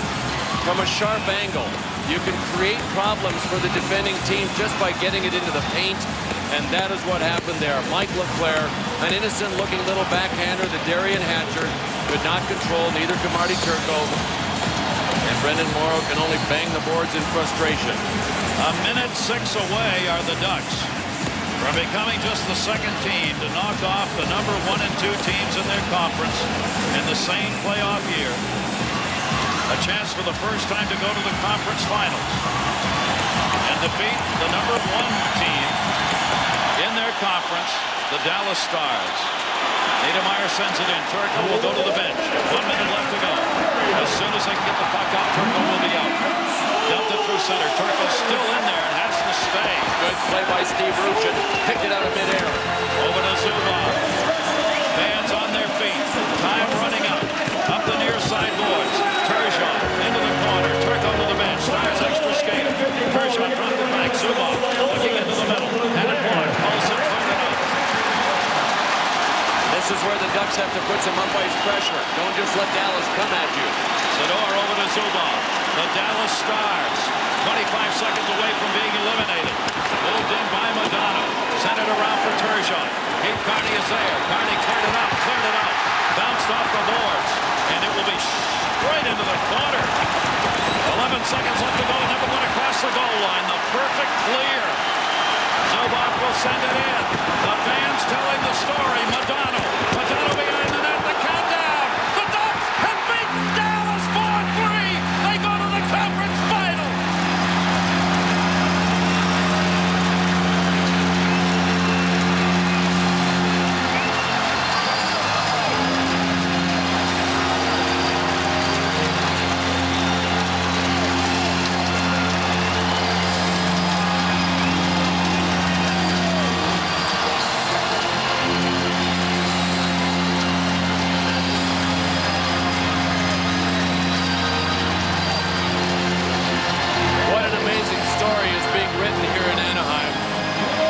Saw the look on the Dallas Star faces that certainly resembled those of the Detroit Red Wings faces when they went down.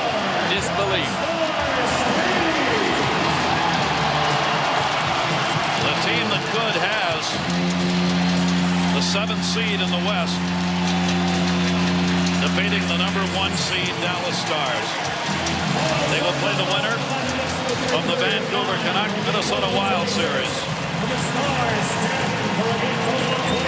They line up for the traditional handshake after having fought 6 tremendous battles.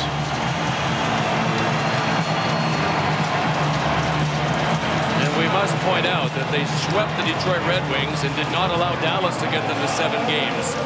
And J.S. Giguère is the single biggest story in this year's playoff in any conference. There he is. He and Marty Turco will meet in this line. Both of them, magnificent numbers. You would look at the numbers and say both must have won. Best goaltending by both teams in any series in the playoffs this season. Ozolech, the game winner, as he picked it up in the closing moments of the 3rd period at 18:54. Ozolech's first goal in this playoff year. Leclerc got the assist, 18:54 the time of the goal. The Ducks have lost only 2 games this playoff season out of 10. What a disappointing season for Mike Modano and the Stars. Yes, sir. Mike Modano's line ultimately could not be the difference. Nico Kapanen's line was a going concern. Pierre Turgeon, Claude Lemieux, and Stu Barnes were a going concern. The Modano line really wasn't as big a threat as they needed to be here in Game 6. Modano and Giguère. Thomas a goal and 2 assists. Ozolech 1 and 1. Chistoff, Soleil had a goal each. And Giguère 189 of 202 shots. He made the saves on. Chris Simpson down at ice level. Chris. In a game that had more drama than most hockey fans will see in a lifetime, you guys ended up on top. How does it feel right now, JS? It feels great. You know, we never gave up. We play hard for 60 minutes, and that's what we deserve. After that disallowed goal, that could have either brought your team down or motivated them to do better. Obviously, it did the latter. Yeah, it gave us a chance, you know, and we knew they weren't going to give up, but we had a good chance to play, and we played very well at the end there. And yourself, being pulled in that last game, I got to think for a goaltender that either deflates you or motivates you? Well, you know, it was a motivation factor. You know, I'm in this to learn. Sometimes you're going to have good game, bad games. I'm just happy we won the series. Now you've knocked off the top 2 seeds in the West. Is it time that we can stop calling you guys the underdogs? You know what? You know, we deserve to be here. We work hard. We've been a good team since Christmas, and we're going to be playing well in the next round. JS, congratulations. Thank you. JS Shiger and the Mighty Ducks. Gary, back up to you. All right, all 4 goal scorers tonight get their first goal of the series for the Ducks. They win it. Vancouver, Minnesota will be coming up 9 Eastern, ESPN Wednesday. For Bill Clement and all of our crew here at the pond, I'm Gary Thorne. Tremendous hockey game. Hope you enjoyed it as much as we did. Ducks 4, Stars 3, Sports Center.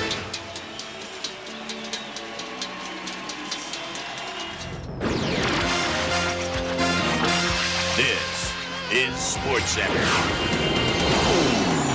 Round 2 tips off in the NBA. Can the Spurs finally beat LA when it really counts? The C's 1-2 punch tries to avenge last season's knockout by the Nets. As the Senators and Ducks go for a first, the Wild hope to see a 6th against Vancouver. Can the Royals improve on a perfect 10? While the Redbirds streak toward 8 in Cincinnati. I believe in second chances. The question is, where will that be for Larry Eustache? Plus, a roundtable discussion on the morality of college coaching. We're going the distance. Sports Center, now.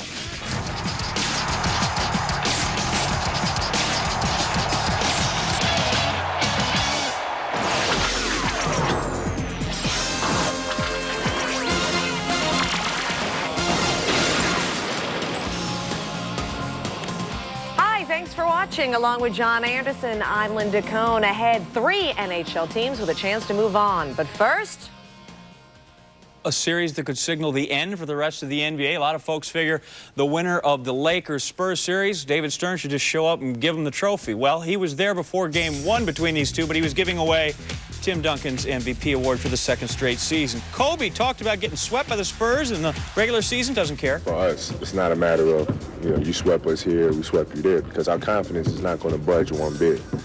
You know, I look at it as, okay, you guys beat us 4 times. It means we have a lot to learn. We're going to figure it out and come here in the playoffs and see if we can do better. Giddy up. Early on, Tim Duncan drives, leaves it for David Robinson, and there would be no shutout in this game. Still in the first, Shaquille O'Neal, Big Daddy getting some of his. He played in just 2 of the 4 games during the regular season. He had 10 points, 8 rebounds in the first quarter. That was a crush. Second quarter, Shaq block on Duncan. We go to the other end, and Kobe going to fire up the 3. He was just 6 of 19 in the first half, but that goes down to give the Lakers a 5-point. They are down 5 points there in the first half. Kevin Willis, half-court. Willis, no 3-pointers during the year, and now he's got one in the playoffs. Yeah, the big man, thank him. 38-35, Spurs up 3 at the break. Kobe in the third quarter, pretty reverse. Lakers down just 6. Spurs, though, build it back up to 8 and going to make it 11. Manu Ginobili from outside, sharp shooter. Spurs up 11. He had 15. That's a new career high, and he's got one that's even more special a bit later. Early fourth, Devin George, Ginobili. They fall out of bounds, get locked up. George is in serious pain. Rick Fox looks on. He's done for about 6 months or a year. Doesn't like that. George would leave the game. X-rays negative. It's a sprained ankle. Left later on crutches. Who knows how he'll go the rest of this series. Ginobili, that's sick. One more time. See how he does that. Up, underneath, by Madsen, through Fish, good for 2. Fourth quarter, Spurs up 6. Shaq misses. Hits Robinson in the back. Offensive foul there. 8th time Shaq now is fouled out of a playoff game. His team 3 and 5 in those games. Lakers, Kobe heating up. He was just 16 of 38. He hoisted it a bunch, had 37 after that one. Lakers now within 3, a minute left. 16 seconds to go, Lakers down 3. Kobe will miss it. Robinson gets the rebound, and then watch Ori. Oh, down he goes. Robinson 14-11, a double-double, and clearly doubled over. Spurs win game 1, 87-82. Afterwards, Phil Jackson troubled by the Spurs' big advantage in free throw attempts. The difference in the game, obvious, is their foul shots. 35 foul shots to 12. I mean, that's ridiculous in a ball game that's as hotly contested as that, especially when their guys are getting up into our shooters and up into our ball handlers. There would only be 12 foul shots for my team. I mean, Tim Duncan had more than my basketball team had. I know it's his most valuable player night tonight, but I mean, really, that's ridiculous. So why is he the MVP? Well, dating back to exactly 1 year ago, Duncan and Shaq, he's outscored them in each of the 6 postseason games they've played. In fact, he's also out-rebounded O'Neal in 4 of those 6 contests. Now, if he can just do it, 3 more times and 3 more wins. Joining us now, NBA analyst Tim Legler. And Tim, let's talk about the fourth quarter. Shaq makes a bunch of shots. Suddenly, Shaq is out of the offense, and the Lakers are stricken with bad shot disease. What happened to them? Well, I'll tell you, if I'm Shaquille O'Neal right now, I'm pretty upset because here's a guy that's getting single coverage. One of the few times he's going to get that in the fourth quarter of a game, and basically he was going to work. He was starting to heat up. He was getting into a flow offensively, scoring at will down there. Suddenly, the Lakers forget how they cut the lead to 1 point. Kobe Bryant comes down, forces a horrible jump shot, fading toward the baseline. Right after that, Brian Shaw takes a one-pass quick 3 in transition with a guy in his face, and then a turnover by Derek Fisher.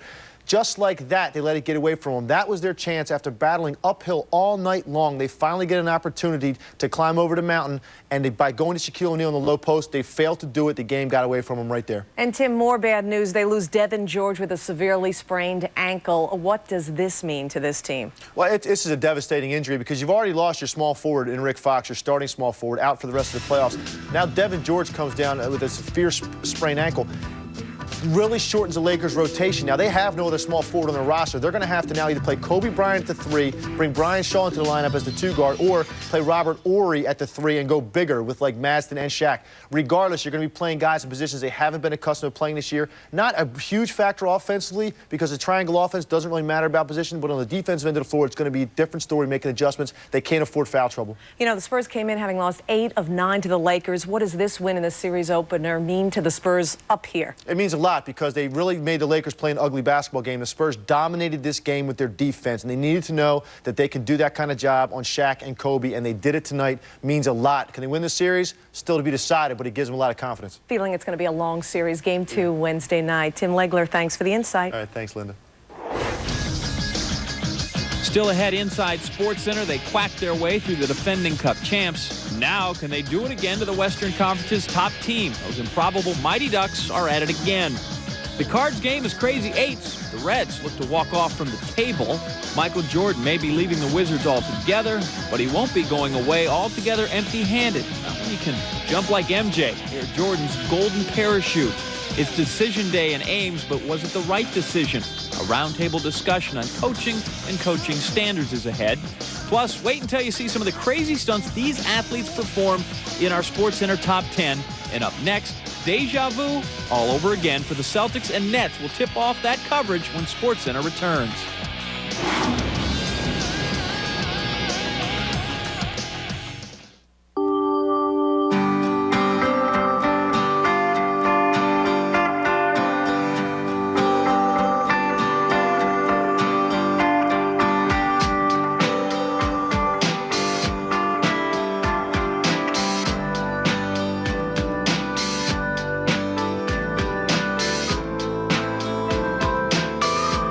Jack Daniel's Original Hard Cola, the premium malt beverage with a refreshingly different cola taste. Come as you are. If you're experiencing hair loss, then this booklet is something you should have, and you'll get it free when you call Hair Club right now. You'll get updates from Hair Club research on genetic therapy and hair cloning. Plus, you'll see the latest results of Hair Club's newly tested hair loss solutions. You can read about these remarkable studies and see the clients of these new cutting-edge technologies. Since 1976, Hair Club has provided millions of people with the latest information on hair loss breakthroughs. So call Hair Club now for your free booklet. Stars ice skating with the Mighty Ducks in Game 6. Stars finally got the Jean-Sébastien Giguère Saturday in Dallas. It was actually yanked. First period scoreless. Nico Kapanen finds Kurt Muller. Front, there it is, 1-zip Stars. 37-year-old Muller, first goal of the playoffs. And it gets physical. Philippe Boucher clocks Adam Oates at the end of the first. Jason Arnott, R2, levels Peter Sikora. Everybody will be okay because they're hockey players. Massaging. Ducks on the power play, down 1-0. Steve Ruchin, spot shadowed. There it is. It's better than pointing at him. He keeps the puck in the zone, then spot shadowed again. Still there, wearing the same jersey. He'll deflect it right to Sandis. Ozolinsh who gets it to Steve Thomas. Thomas is 39 years old. He's feeling young. He's tied it at 1. We go to the third, tied at 2. Ruslan Saleh puts it past Marty Turco. Ducks lead 3-2. The improbable Ducks have already taken out the Red Wings, the number 2 seed in their conference, trying to do it to the number 1. Stu Barnes scores. We're even at 3. There is much joy. Wait, no, there's a man talking upstairs. No goal. Puck gets in there, but goal off its magnets, off its moorings, and as you can see, Barnes is not pleased that that's wiped off the board. So it's still 3-2 in favor of the home team. Stars on a power play, though. Sergei Zubov shot goes off Brendan Morrow's skate, tied at 3. More controversy. Oh, not again. More on the bench showing I didn't kick it. My skate blade was there. What can you do? We look again. There's the shot. You got to, well, they say he didn't kick it in. The goal will stand. Late third, we are tied at 3. Here's Gary Thorne. Leclaire moves it in. Leclaire backhander, save, rebound, score! Sanders on the bench!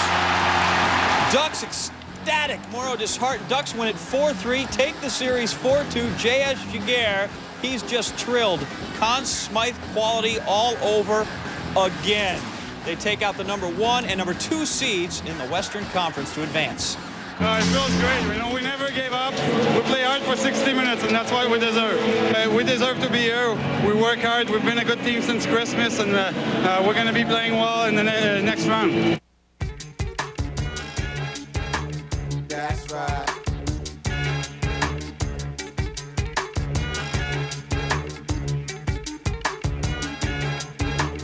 That's right.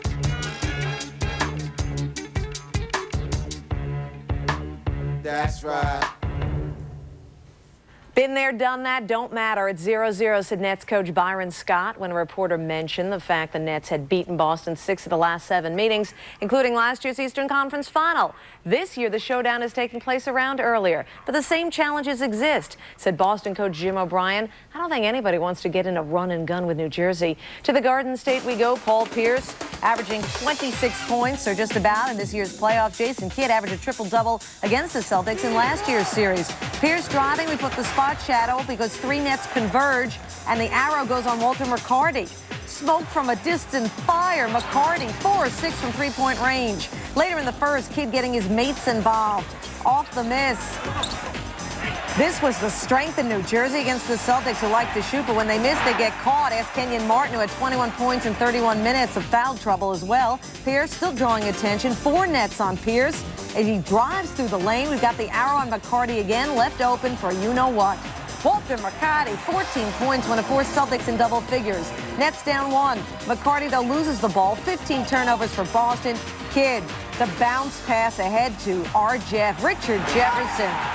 9 assists for Kidd. The amazing pass. Jefferson, 13 points, 9 boards. Nets up 3 at the break. Third quarter, Kerry Kittles gets hot. I mean, smoking hot. 17 points for Kittles. Kerry was 4 or 6 from 3-point range. He hit 3 straight 3-pointers, putting the Nets up 10. Later in the third, Celtics trying to hang on. Pierce, the true 34 points, 15 of 20 from the line. To the fourth, Jason Kidd talking about how the Nets capitalized on Boston's misses. We would like to get out of the run, and the only way you can do that is by, making it as tough as possible and limiting them to 1 shot and getting out and running. That's their main offense. And they got guys who can really get out and sprint the floor. And you have to. If you don't have a chance with the offensive rebound, with a guy like Kidd pushing the ball, you have to get back. If you don't get back, they're going to kill you each and every time. So under 20 seconds to go, Celtics down 4. J.R. Bremer, his only basket from the field all game. Celtics down 1 after 2 free throws, down 3. Pierce to tie it. No good. The Nets take the opener. They out-rebound the Celtics by 14. Tim Legler, what did you think? The key to Game 1's victory for the New Jersey Nets was the fact that the Boston Celtics showed a lack of patience down the stretch. After Paul Pierce hit a 3 with 2:25 left to cut it to 1, they did not go back to Pierce in the ensuing 2 possessions. Instead, they get a shot at Antoine Walker in the corner and a forced drive by Eric Williams. A key time of the game, they should have gone back to Pierce, who was getting to the foul line at will and had the hot hand at that time. When they didn't do that, the Nets were able to get out and run and put this game away. Thank you, Tim. The Celtics took and missed more threes than any team in the NBA this past season, and Game 1 here was no exception. Boston attempted 28 long-range shots, made just 9 of them. Over the last couple of postseasons, Celtics are only 3-8 when they attempt 25 threes or more. Larry Eustachy resigned as head basketball coach at Iowa State Monday, a move that comes a week after a newspaper published photos of the coach drinking and kissing a co-ed at a campus party at the University of Missouri, and just days after the coach acknowledged he was an alcoholic. Eustachy will receive a $960,000 buyout of the remaining 8 years on his contract.